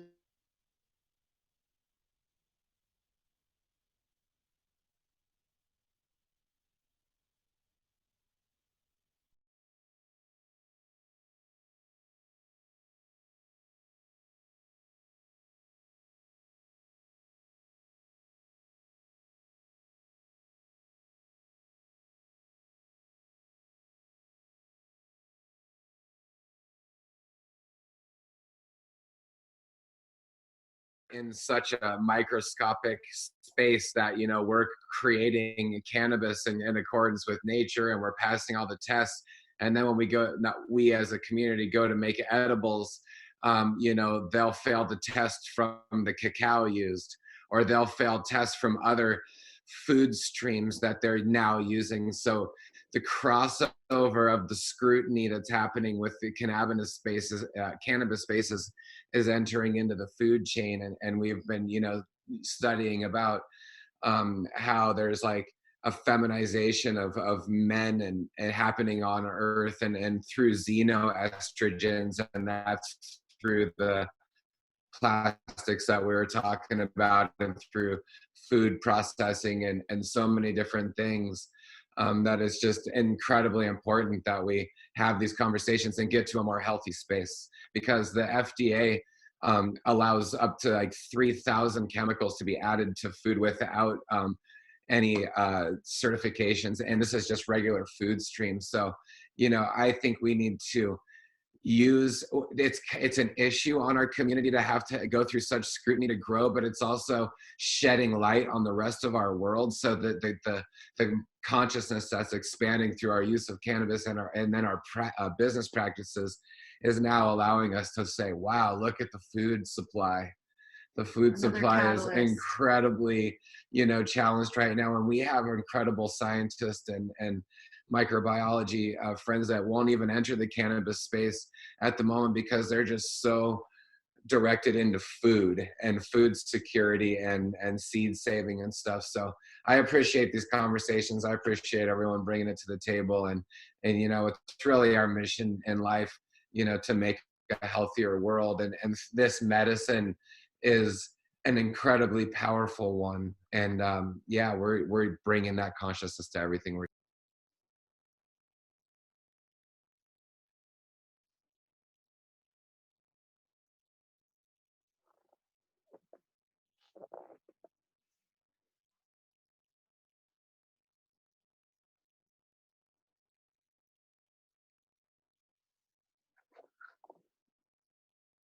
Oh, okay. Sorry, I was talking, but I was on mute. Oh yeah. I was like, what the fuck is going on right now? Why is everyone Uncomfortable just like quiet, right? Okay, so what I asked Josh and Kelly, and any, you know, specifically Josh and Kelly, because I was wondering in regards to what you just said, did you guys actually watch that little documentary I sent you the link for? I don't know if we didn't did, because we've been out of we just got electricity back last night. Check it out when you get a chance, for sure. Yeah, I know you guys were. How many days did you have no electricity for? 5. 5. We lost electricity at 8 o'clock on New Year's Eve and didn't get it back till yesterday. It was awesome. Yeah. We had to force to like quit and couldn't make any of our appointments and everything. You know, it's just like brings the family close. It does. Actually, just Josh and I, and that's been a long time. Just like him and I here on the homestead. Because we lost our power the other night, only for like the night. But in a very short period of time, my son, my other son, my daughter, our cat, our dog, the wife, myself, we were all just like kind of hanging out, having a nice fire. And it was like, oh yeah, this is nice. I like it. We always figure that we lose our electricity because we always have our power. You know, I mean, totally. I like that. Take that away from us. Well, you guys should watch that documentary. You're gonna really enjoy it, and it's all about like growing and organics, and like Paul Stamets is in it. I think the guys that put it together did a really good job. I'm gonna share the link with some other people on the panel, everyone on the panel. But I want to do a show on it eventually, because I think it's a really cool documentary. And shout out to the brother from Calgary who turned me on to it. Spacing his name right now, which is terrible, but he just showed me like super love when I was in Calgary not too long ago for the CHTA hemp conference that was there. Marcus, make sure that you share it with the collective. Well, I sent it to you guys, and I said, if you want, you can share it with the collective. I didn't know the collective rules, and I didn't want to be like, oh, maybe I'm not supposed to be like promoting this documentary or something. I don't know. But I think you guys will really love it. What it's all about. Yeah, exactly. Awesome. What do you do if you're a grower and the electricity goes out and get a generator. You're growing under lights? I mean, Jesus fucking Christ. Seriously. I've always had a generator because it happens, and at that time you throw in like a T5 into like a 121. I've gone through some storms. I was gonna wonder, you guys 5 days, how'd you get through? If you have plants, mothers, or anything like that? Like, what are you doing there? Like, do you have any kind of backup batteries or anything like that? Few mothers going, so we're not doing any kind of high intensity flowering or anything, and we just keep the plants near the window. There you go. And, you know, we did put a generator on for a little bit because the freezer was thawing out and stuff. So, you know, if we called a couple of them outside. We kind of just I think that near the window just works good enough for that for us. But that's why we're annual growers, because, you know, it takes a lot to grow here in the winter, and we do actually lose electricity quite a bit here. So it's pretty difficult. So we just do a really beautiful big, you know, annual grow, and then we use the whole winter to process. So like during the winter, we're, you know, with the electricity off, we can still make hash and that's the best time to make hash. Exactly. So, you know, we've been able to make some really good dry sift in this cold weather and everything, and you know, it gives us a chance to connect with our cannabinoid understand how horrible it is. Well, I've always had a battery pack just in case, just to plug in my heating mat and my T5 to keep my babies warm, because if the light's gone out a few times. So I've just, because it's happened in the past, I've always had one. We have gravity-fed water and wood, heat, and really all the and food, some alternative power as well for other small areas. And as far as food greens and stuff, we just sprout, so we're basically in exist mode at the moment. Awesome. But we are getting ready to travel and spread the good word and be out at the Science of Regenerative Cannabis, and we're going to head out towards Maine and Humboldt really soon down in California. But we're also going to be out in Maine, and Mark, it'd be really cool to meet up with you out in the East Coast. I don't know if you can head up to Maine, or maybe we come see you, but it would be really valuable to us all in the regenerative cannabis movement, just to see, what you had to offer. I was gonna say gravity fed. I just started hooked up auto pots for like the first time, and like just put up like 16, and what a revolution. Like it's so nice because I can actually go away. I don't have to be there every day. I love the gravity fed. Yeah, I'm stoked. 2020. I want to show the trailer for that little movie I was talking about. You guys can kind of keep talking until I figure it out. It's sharing the screen didn't seem to be quite as simple as I thought it would be. Here we go. What did you say, Mark? You're going to play the Trailer Park Boys? Yeah, I'm going to play the Episode Trailer 1. Park Boys. All right, I guess it's not going to be so easy. Oh yeah, maybe it will be.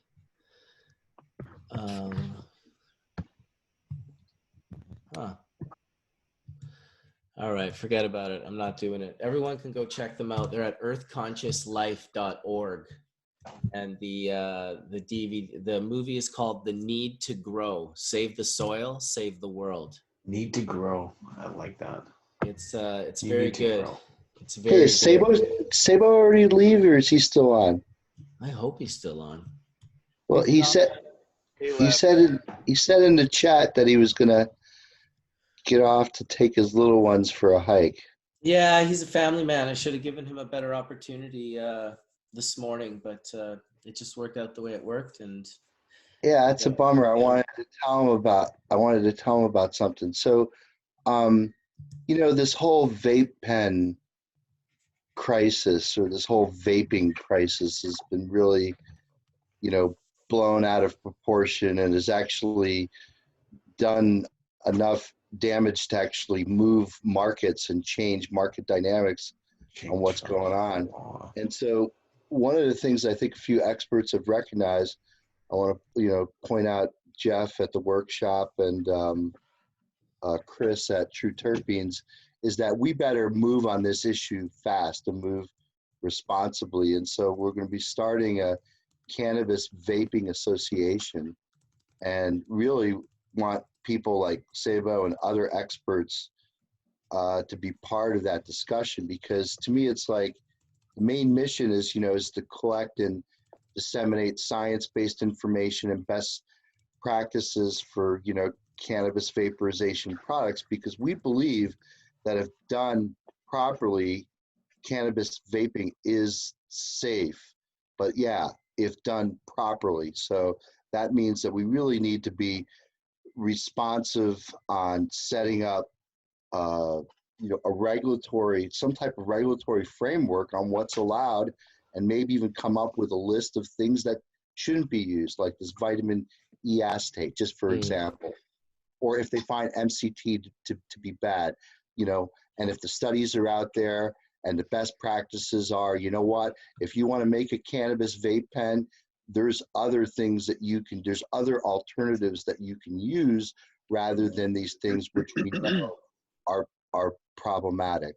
So again, I think it's a wonderful thing that, thought leaders in our industry are trying to get ahead of this issue and not let the, hysteria and the media kind of blow it way out of proportion. Because I know we've all seen these, honey, grab the children articles. It's crazy that they try to, again, really steer with knee-jerk reaction and clickbait to really get people, all worked up on this issue when, let's face it, a lot of people are using cannabis vape pens. Certainly the deaths and the illnesses is nowhere near that of tobacco. So cry me a fucking river if their concern is about safety when they let tobacco and the nicotine vaping thing go, which is completely a juggernaut going towards destruction anyway, because their active ingredient is toxic and ours isn't. So hey Doc, I think it's just a really good move by, again, people in our industry to put this together, and people like me are going to participate, and I hope people like Seibo and other folks who are in the vape end of our industry have a real important a role to play to make sure that, you know, common sense is used, and that we have, you know, a fair level field for the evaluation of things like terpenes. Like we all know, we love terpenes. Terpenes are what drew humans to cannabis, right? But that doesn't mean that you should be, you know, using them at the concentration that they're used at certain times. You know, there could be very, very, you know. Where do you think that level is, Mark? Like, you know, if you make a great extract from a cultivar that's close to 5% terpene content, that you're going to get a fairly high terpene percentage in that extract. Yeah, so I mean, again, like I remember looking originally at some of like the original, I'm going back to like 2014 when we looked at using NMR to try to identify, you know, how clean some of these mixtures were. But I think that a lot has to do with not just the amount of what you're using. I mean, certainly like limonene is a solvent, right? There's limonene in cannabis, but the limonene that's in your orange cleaner, I mean, one of the reasons why orange cleaner works so good is because they need to add emulsifiers to keep the limonene in solution, and that basically makes a good cleaner. Those compounds, again, at high concentrations could have really detrimental effects. And I think that like people who are like buying terpenes from terpene providers like True Terpenes have to realize that, you know, when you put, I guess, a vape pen formula together, I mean, I guess the concept of adding a terpene is that you could flavor it and all that and maybe thin it out a little bit.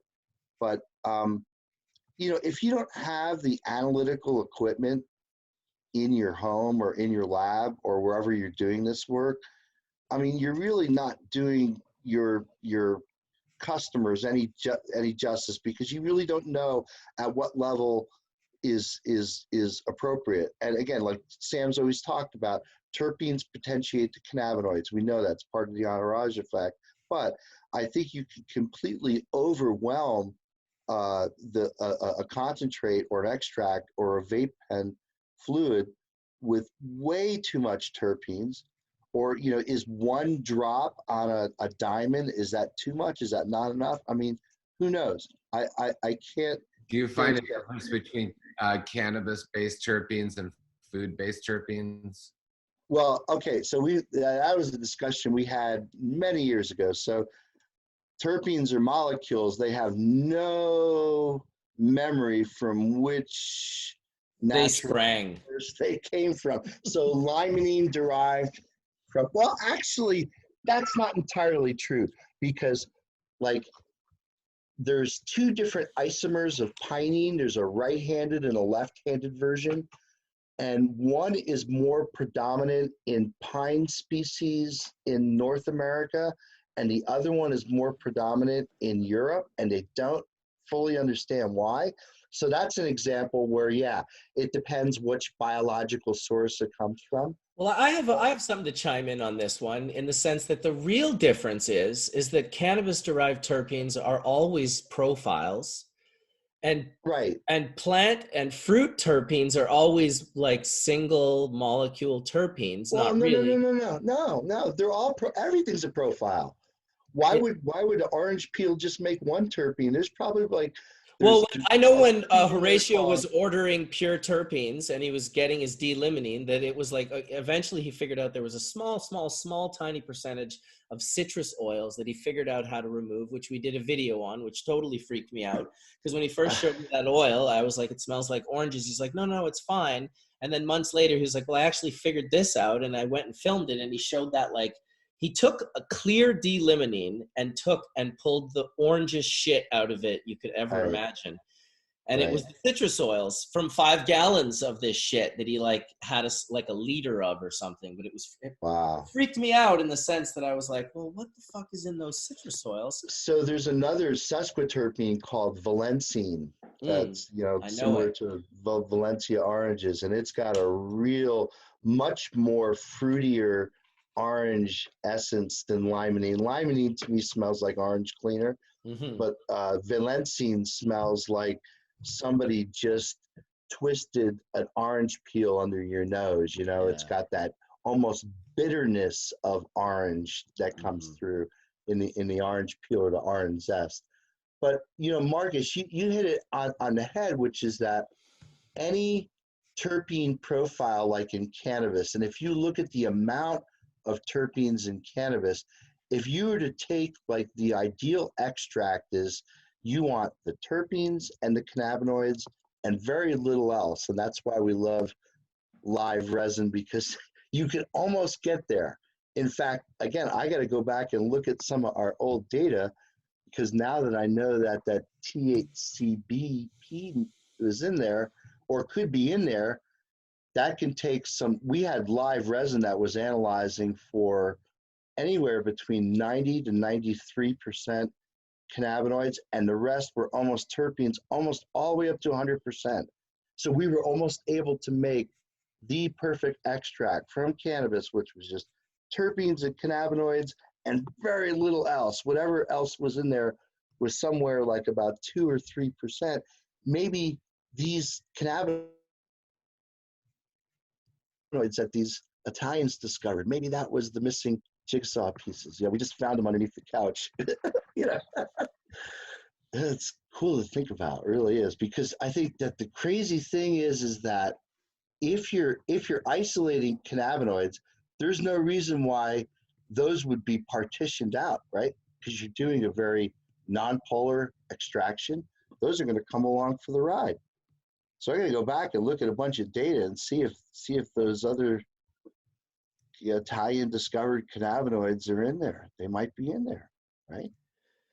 There's all kinds of printed evidence where you should be able to find that peak as an unidentified peak. Right, Sam. I mean, who's going to go back and do? I wonder if these guys have already done. And obviously, I see something. I want to hydrogenate it. I got to get that thing.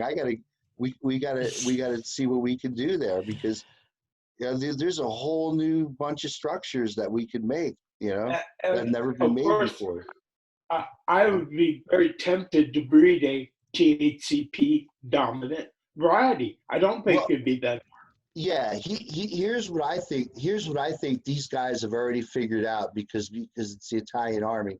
I think they've already figured out that they got to identify the promiscuity of that enzyme to work on those higher homologs, figure out an experimental mutant, put that into E. coli, and overexpress it through heterologous expression, and use that way to make this thing. That's exactly what I was thinking. No, that's one way to do it. That's one way to do it. It is. It's the wrong way to do it. I would breed it in cannabis variety. It's like the tools of modern biology exist, and there's scientists who are in the lab working on this very thing right now as we're talking about it. I'll bet you $1 to a donut, right? And meantime, the plant is doing it as we speak. I know. The plant's been doing it for years. We just didn't know about it. Very true. Very true. I don't know exactly what you said, but at E. coli, I started to get frightened. Well, they could use E. coli. They could use yeast. They could use several other vehicles to accomplish the same thing, Mark. But so far, it's not cheaper to do it that way than to grow it in the plant. Well, but just it's isolated, like you said, Sam, in so little quantity. Now it's a race between trying to breed to overexpress but when somebody clever like me gets a hold of a variety that's got just 0.01% THCP, within a couple of years, I'll have it up to 5 or 10. Yeah, see, I think those guys like John Page and those guys and Chimera, those guys will identify the genes that code for the mutant for that, and they'll figure that shit out and patent that shit up, man. They should do that.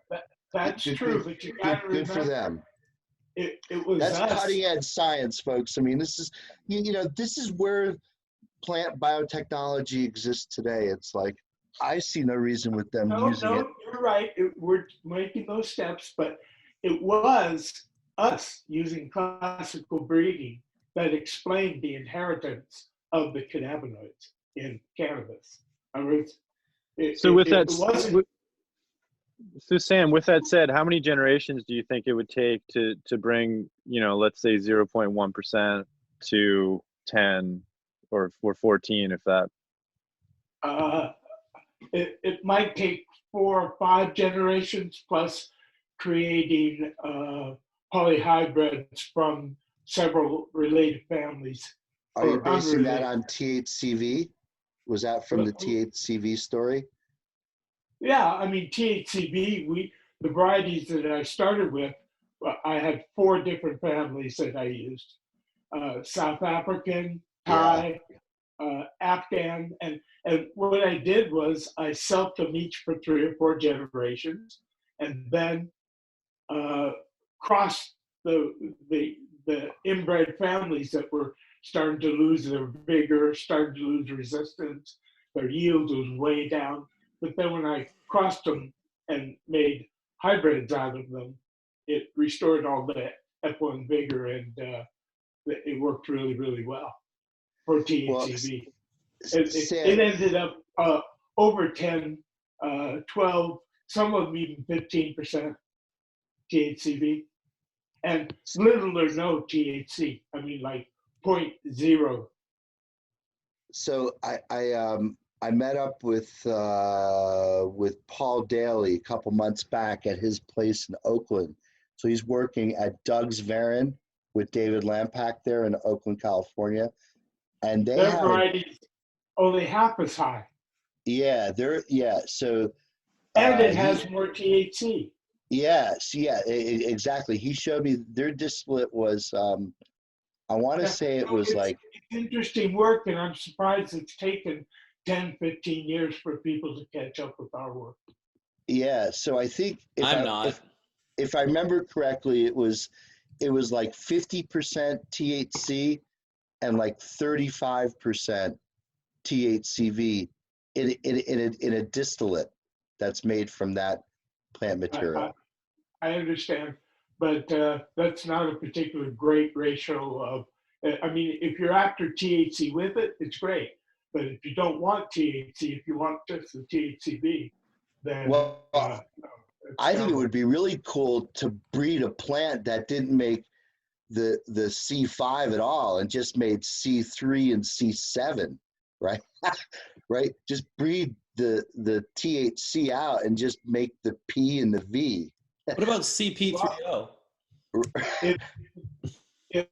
If a synthase produces the cannabinoid, which is the case in these, then that means it can be bred to be more. Instead of 1%, you can get it over 10, 15, maybe even 20. I mean, with THC, see, I'm not sure it's a particular synthase though, Sam. I think it might be the promiscuity of a mutant synthase, right? It might just be changing the substrate specificity. So you think the synthase that already exists is creating multi-products? That's right. That's right. Well, that's certainly a possibility. Yeah. But then you just got to figure out a way to tweak it. That's what I'm saying. This is like a jigsaw puzzle but you're for modern. You're presuming one way. I'm presuming the other way. This is a jigsaw puzzle for modern biotechnology, and what underpins it is really valuable intellectual property. Well, there's a dozen companies worldwide that are trying to produce GMO cannabinoids, mostly CBD and THC, but they're aiming at them all. And so far, none of them are able to produce it cheaper than, as people are saying. The CBD market. Who are some of those companies, Sam? $2,000 a kilo for distillate. Well, the same thing's going to happen. That's because it's really cheap to produce stuff with plants. So who are some of those companies, Sam, that are doing that? Doing synthetic? Yeah. I have a list of them. Send me an email, and I'll send you the whole list of all the companies that I know that are working with. Yeah, no, I'm just fascinated. I mean, the notion that you can brew cannabinoids versus growing them. You know, just the notion that you can brew it, you can brew and use fermentation. Yeah, some of the folks that I was closest to was the folks at Dartmouth University in Germany. Dartmouth. Okay. And they published 4 or 5 papers on producing CBD. But I went there and visited with Rob, and what we saw was they also have the ability to put in a suite of cannabinoids with a suite of terpenes, all in the single yeast. Oh, wow. Yeah. They told me that, I said, Jesus Christ, you are going to compete with cannabis. But so far, nobody is producing cannabinoids for CBD for $2,000 a kilo in vitro. Well, I definitely met a group in this last year that were very interesting. I cringe personally when I hear about synthetic cannabinoids and people making them. I like the idea of synthetic. This is biosynthetic. Yeah. These are full on like chemical, like synthetic, like this. I can't believe that's going to be cheaper than growing it in a vat or in a plant. Right. Maybe you're talking about different compounds, right, Mark? You're talking about completely different. No, I'm talking about this group. You know, I'm under NDA, so I can't talk about too much, but I can say that they definitely have. For example, Mark, or you could talk. They start with alibitol, which that costs $30,000 a kilo. Last time I looked. Yeah, these guys aren't doing that at all. It's something totally different. Their quote is, "We built a better mousetrap." Wow. And it's very insane. Now for me, how I didn't like support it, but how I kind of got around to actually listening to it, because like I said, my skin starts to crawl. He was like, listen, like, we're not interested in taking over, trying to compete with plant-based compounds. What we're trying to do is build the better mousetrap so that we can produce novel and unique cannabinoids so that science can get an early step on studying them. You know, ones that are not available in larger numbers right now. If they're creating new ones, they'll also patent them, Mark. They're not talking about creating new ones. They're talking about creating ones like THCP. Or before that, like maybe a THCV or a CBG, one of the ones that are more novel, one of the ones that are less available by the ton, maybe even other more novel ones, CBC or CB. I don't, this was what they were talking about to get. CBG will be as cheap as CBD in the near future. Well, it's not right now. No, not even I close. understand. But you got to remember, CBD a decade or a decade and a half ago was $100,000. And it still is today in some circles. Okay, well, not any circles I know. No, it's the pharmaceutical circles. If you're a pharmaceutical company purchasing CBD actually and produced in a GMP facility and your company's in Germany, trust me, you're not paying $1,200 a kilo. Trust me. They pay a huge and ridiculous amount of money. And I'm glad that CBD is $1,200 a kilo personally. Wonderful. No, it was the cheap price I heard today was $2,000. Yeah. For what? It's CBD? Yeah. Oh, I can hook you up for $1,200, man. You can? See, there you go. Yeah, but is that 99% distillate? What is it? Isolate. It's what percentage?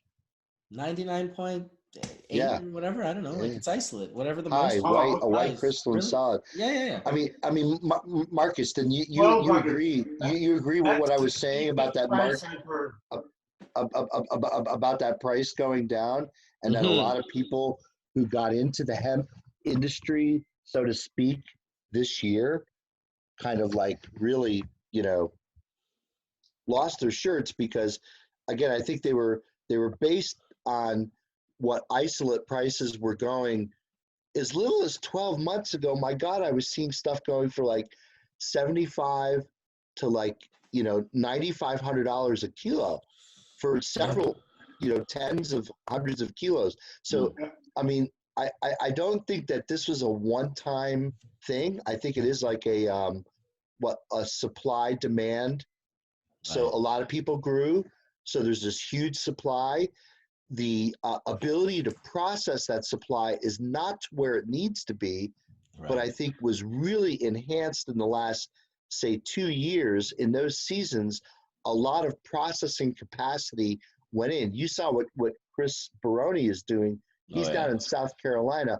Oh my God, the size of those wipers are like 4-story high, and they have distillate flowing out of that thing like a volcano. Oh, I saw. Unbelievable. It is unbelievable. When you have that level of production capacity, certainly supply demand economics, there's going to be a huge supply. I think people who are speculating and buying from Joe and selling to Bob, it's become a very, it's just, the market just tanked. Market tanked. Yeah, not here. Our market is kind of jacked and weird and controlled, and we need to, deregulate it while still maintaining some of the important regulations. Because I have kind of put together the fact that, they were mentioning it in chat today, that if some of the food people started, actually if people started testing what's in their food the way they do their cannabis, I think they would be absolutely shocked, shocked. So maybe that aspect could kind of leak over into food, and we could start, figuring out ways and solutions to keep poisons and toxins from infiltrating our air and our food. I think you're mistaken, and most people just don't give a fuck. Most people in America want cheaper prices rather than safer food. Yeah, but that's just, America's only 300 million people, and there's 7 billion the last time I checked in the world. So they're a very small percentage of the actual population of the world. They're 5%. And we're not really America. We're the United States. It's different, folks. Right. Yeah, we won't get into that. Holy shit. Tell you, we still got some folks hanging out here. How many people have we still got here? We got a good crew here. All right, I put it on full page. We got Jack still in the house, Johnny B and Collin and D420K, and Etienne has just got a beautiful, I should have just put his thing on. It's just like a beautiful view. That is nice. Hey Marcus, I heard that solvent-based extracts are now okay in Canada. Is that right? Yeah, they have a whole list of what you can and can't do, and mostly it's all hydrocarbons are allowed, and ethanol is allowed, and so people are jumping on that. There's already probably, I would say for sure, multiple licensed production facilities. Well, for sure, many running CO2, many. Some running water extraction and dry sift. Already now rosin. I seen an LP the other day posted.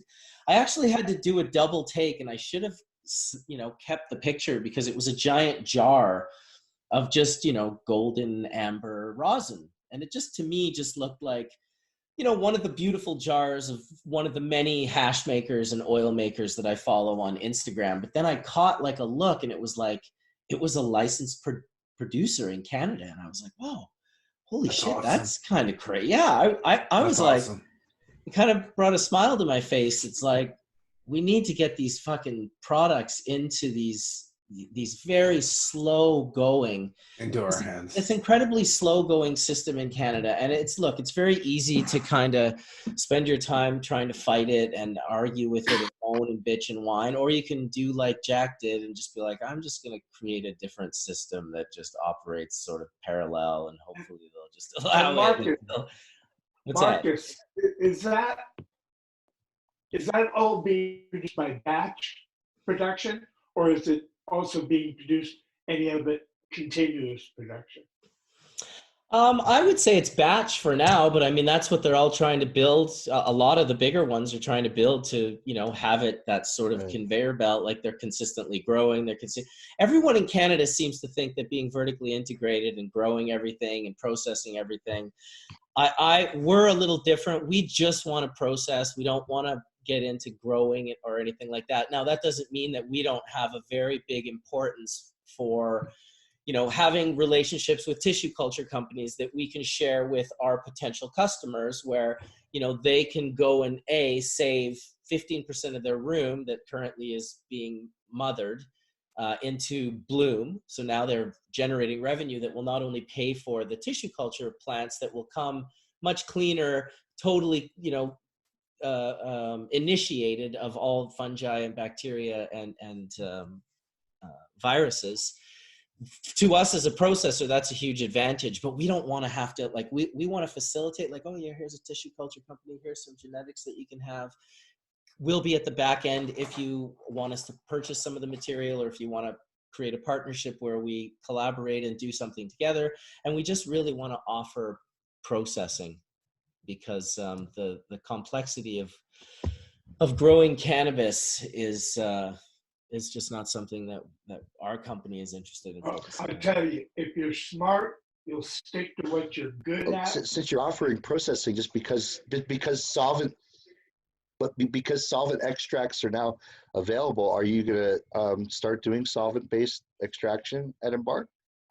Embark, absolutely. That's what Mike is going to be doing at Embark. Mike West, who's now not in the room anymore, but yeah, that's his sort of wheelhouse. Right away when we got the idea of Embark with the two other founders, Michael and Bruce, my partners, they approached me. They said, "Yeah, you're the hash guy, you're the extract guy. We want to bring you on." And I kind of had this, epiphany of all these different stories from people curing their cancers and putting cancers into remissions with different solvent extracts. It couldn't be ignored, to the point where I had to get over my own ego and be like, look, I want to focus on solventless. That's what I love.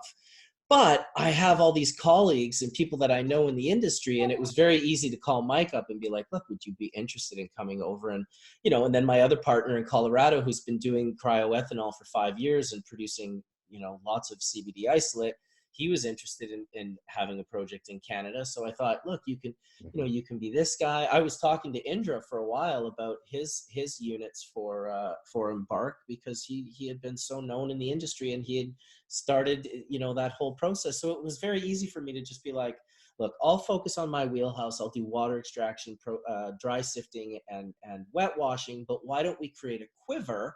This is kind of my idea from almost the very, very beginning, that we do, ultrasonic cryoethanol, we do CO2, we do hydrocarbon, we do dry sift, we do wet wash, we do rosin, and we even do terpene extractions. So we have this quiver that's available. I thought, just from a data standpoint of processing for multiple growers and multiple, licensed production growers and craft growers, that we would create an incredible variety of data that in connection to the tissue culture companies could really start creating a beautiful landscape for easy navigation on, oh, well, this LP wants to grow specifically for dry sifting. Oh, well, talk to Sager International. They're a tissue culture company. They've compiled all of this data together with Embark, and there's 4 pages of their menu is cultivars that are specific for dry sifting, and then getting into the nuances of, well, what does that mean? Well, it means that those cultivars are going to produce a higher variety, a higher ratio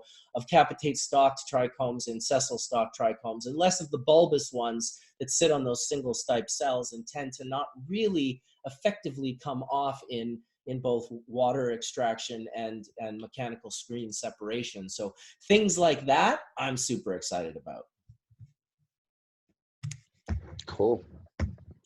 Cool. Mark, Yes. Marcus, Yes. what's the highest extraction rate of resin cleaned up 99 that you've heard of from a variety, dry sifting? Water hash, you said you've gotten. Well, here's the thing. When I unfortunately don't dry sift enough from plant matter. What I do is I dry sift from farmer's grade sift.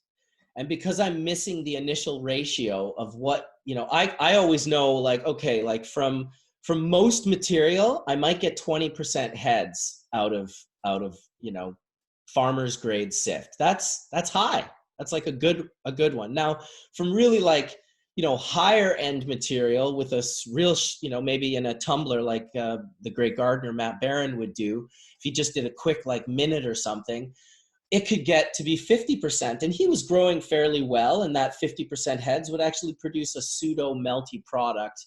And, if you're doing a trim bin and trimming over it without even touching it, yeah, I've seen it come out in the 90s. But how much of it do I get is impossible for me to know, because I only know from a kilo of sift. If I get a kilo of sift and I work with it to clean it up.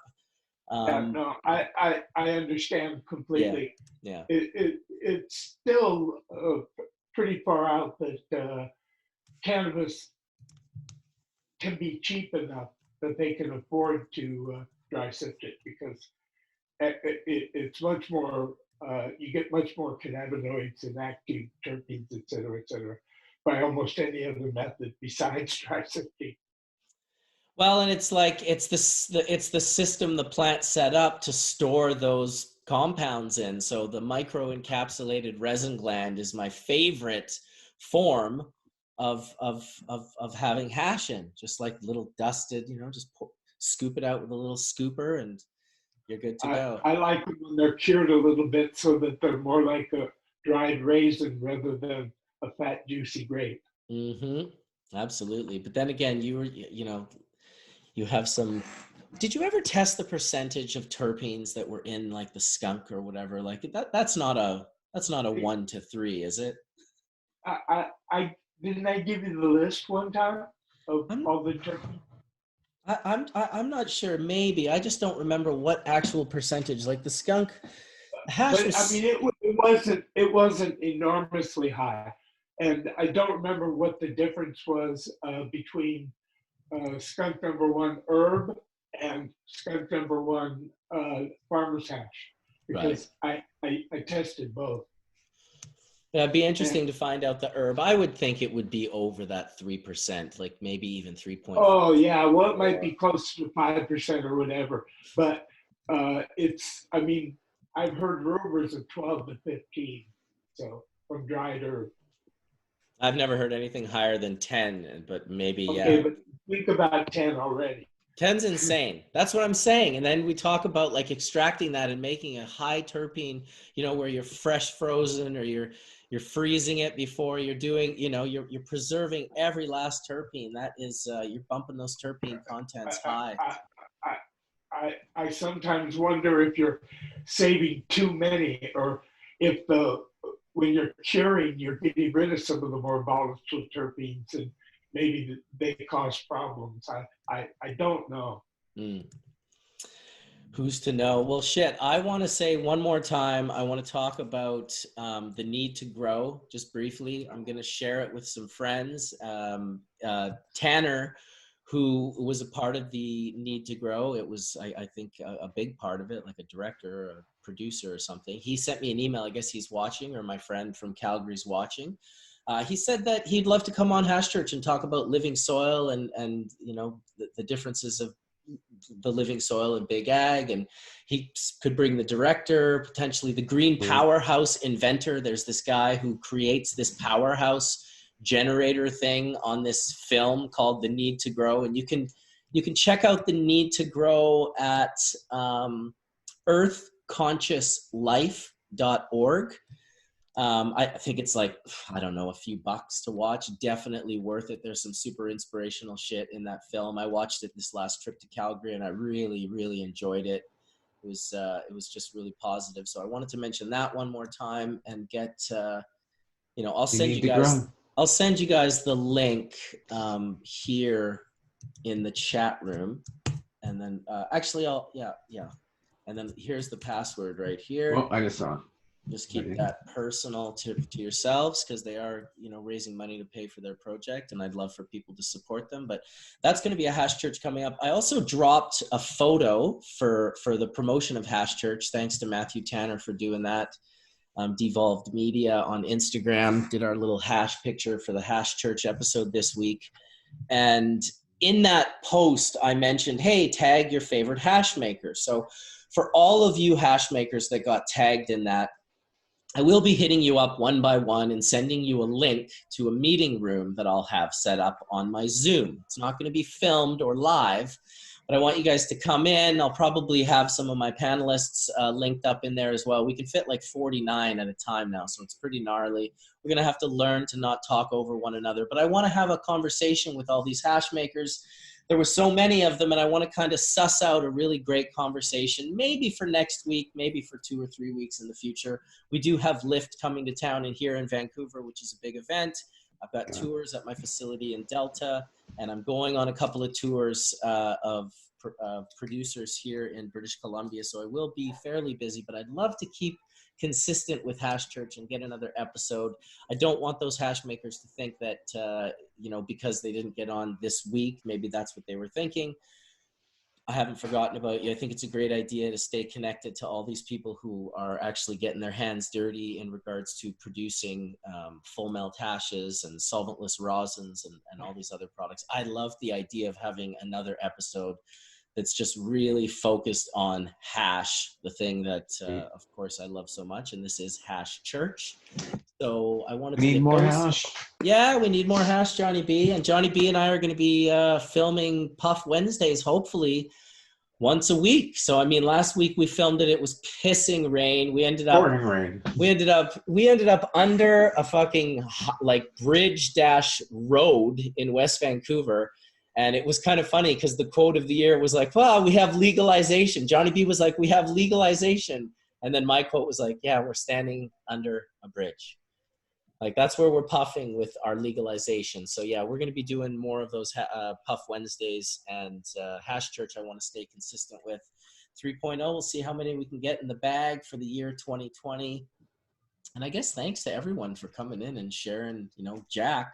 Thank you, dude, for coming in. If you guys want to hook up with Jack, I will link you up with Jack. You can hit me up. I can link you up with him on Facebook. I can link you up with I'm sure he's got a phone number or email and some other stuff and websites that I'll put in the comment section of the YouTube video. And then I'll post the video in the Facebook group, Hash Church, and we'll put not your phone number and stuff, but your email and stuff so that people can do good and help you.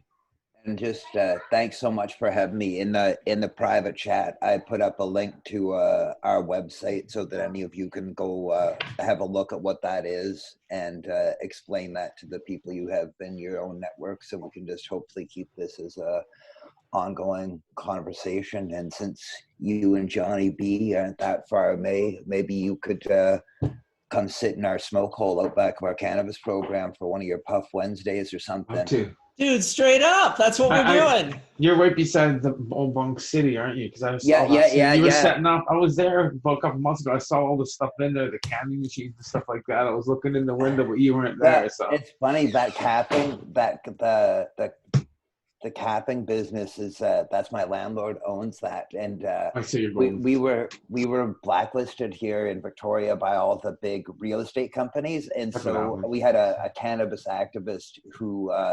His kid ran the Bong City, and so he rented our administrative office is above the Bong City. It's a beautiful old Victorian-like apartment, and then we have that north part, which was the Dank Bank and trees and a bunch of other we cleaned it up a bit and made it into a nice outreach space, and I dropped a sea can out back so every day we have support groups and cannabis education groups back there where people can keep dry.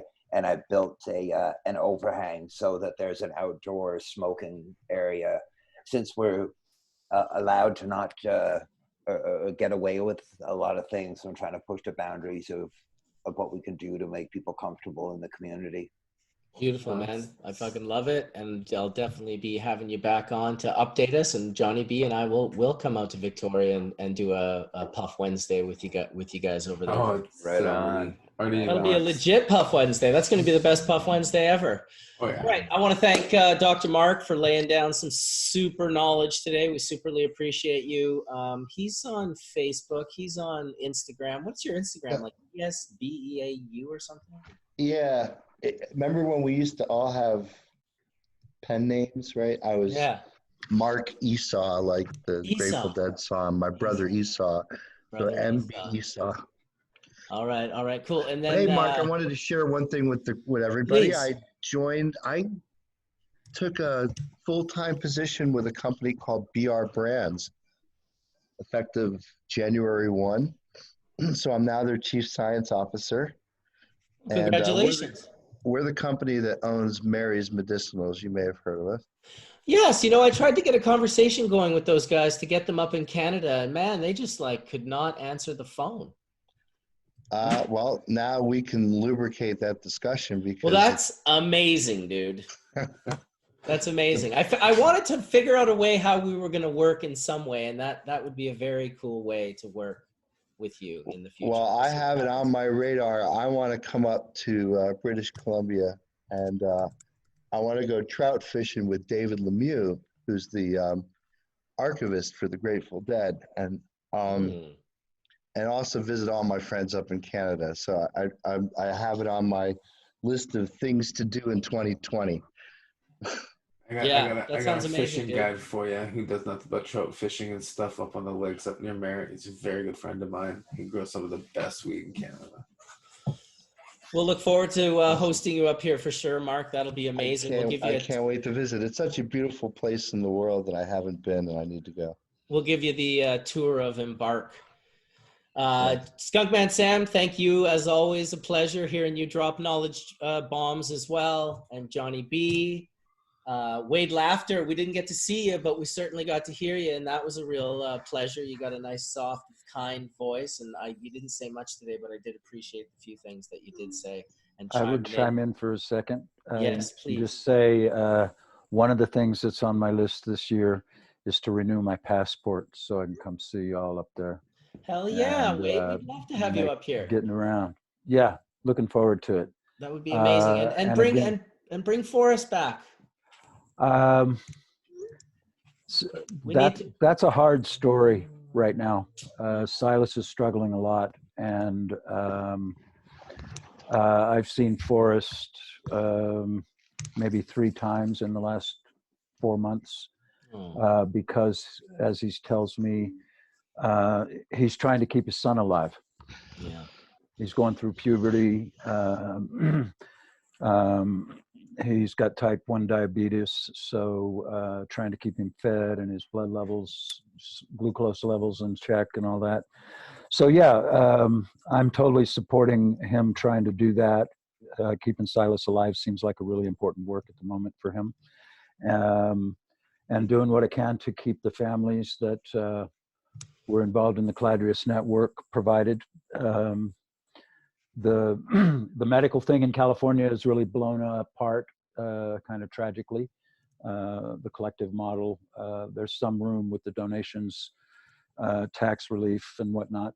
But anyway, I don't want to go down a long rabbit hole. I just want to thank you again for doing the church, and thank all of those folks who offered their point of view and their voices to what we're talking about, because I really do think this plant is the healing of the people.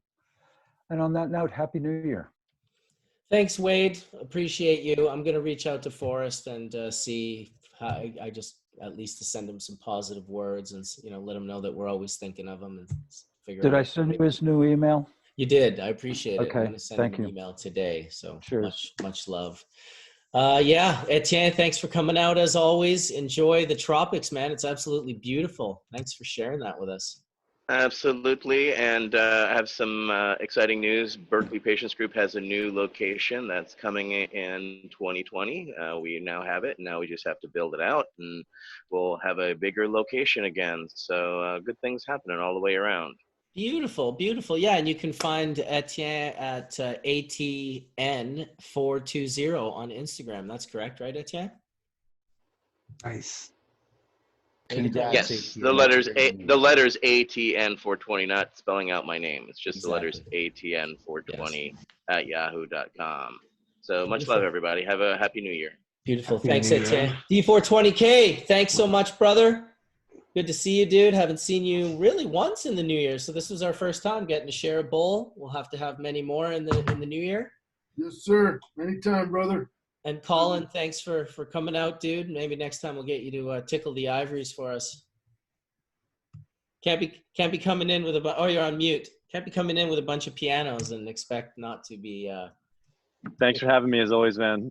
Yeah, we can get into some hash next time, and love to talk about what I've been up to. You can check out Collin at Vessel Life Science on Instagram. And Johnny B is 420 Weedmaster. Weedmaster 420 or 420? 420 Weedmaster. 420 Weedmaster, exactly. I mix those up sometimes. And 2020, for me, it's 420K on Instagram. There's Darren. D420K on Instagram. Don't you have a D420K on Facebook too? Yeah, I do. Yeah. All right. Well, I'm BC Bubbleman on Instagram, and this is Bubbleman's World, and I really appreciate everyone for coming in. We're gonna stop the show. Thank Yeah. you. Thank you, Peace, y'all. buddy. Yeah, for sure. Have a good day, brother. Peace, Thanks. everybody. Thank you, Peace, buddy. everybody. Peace. See you next week.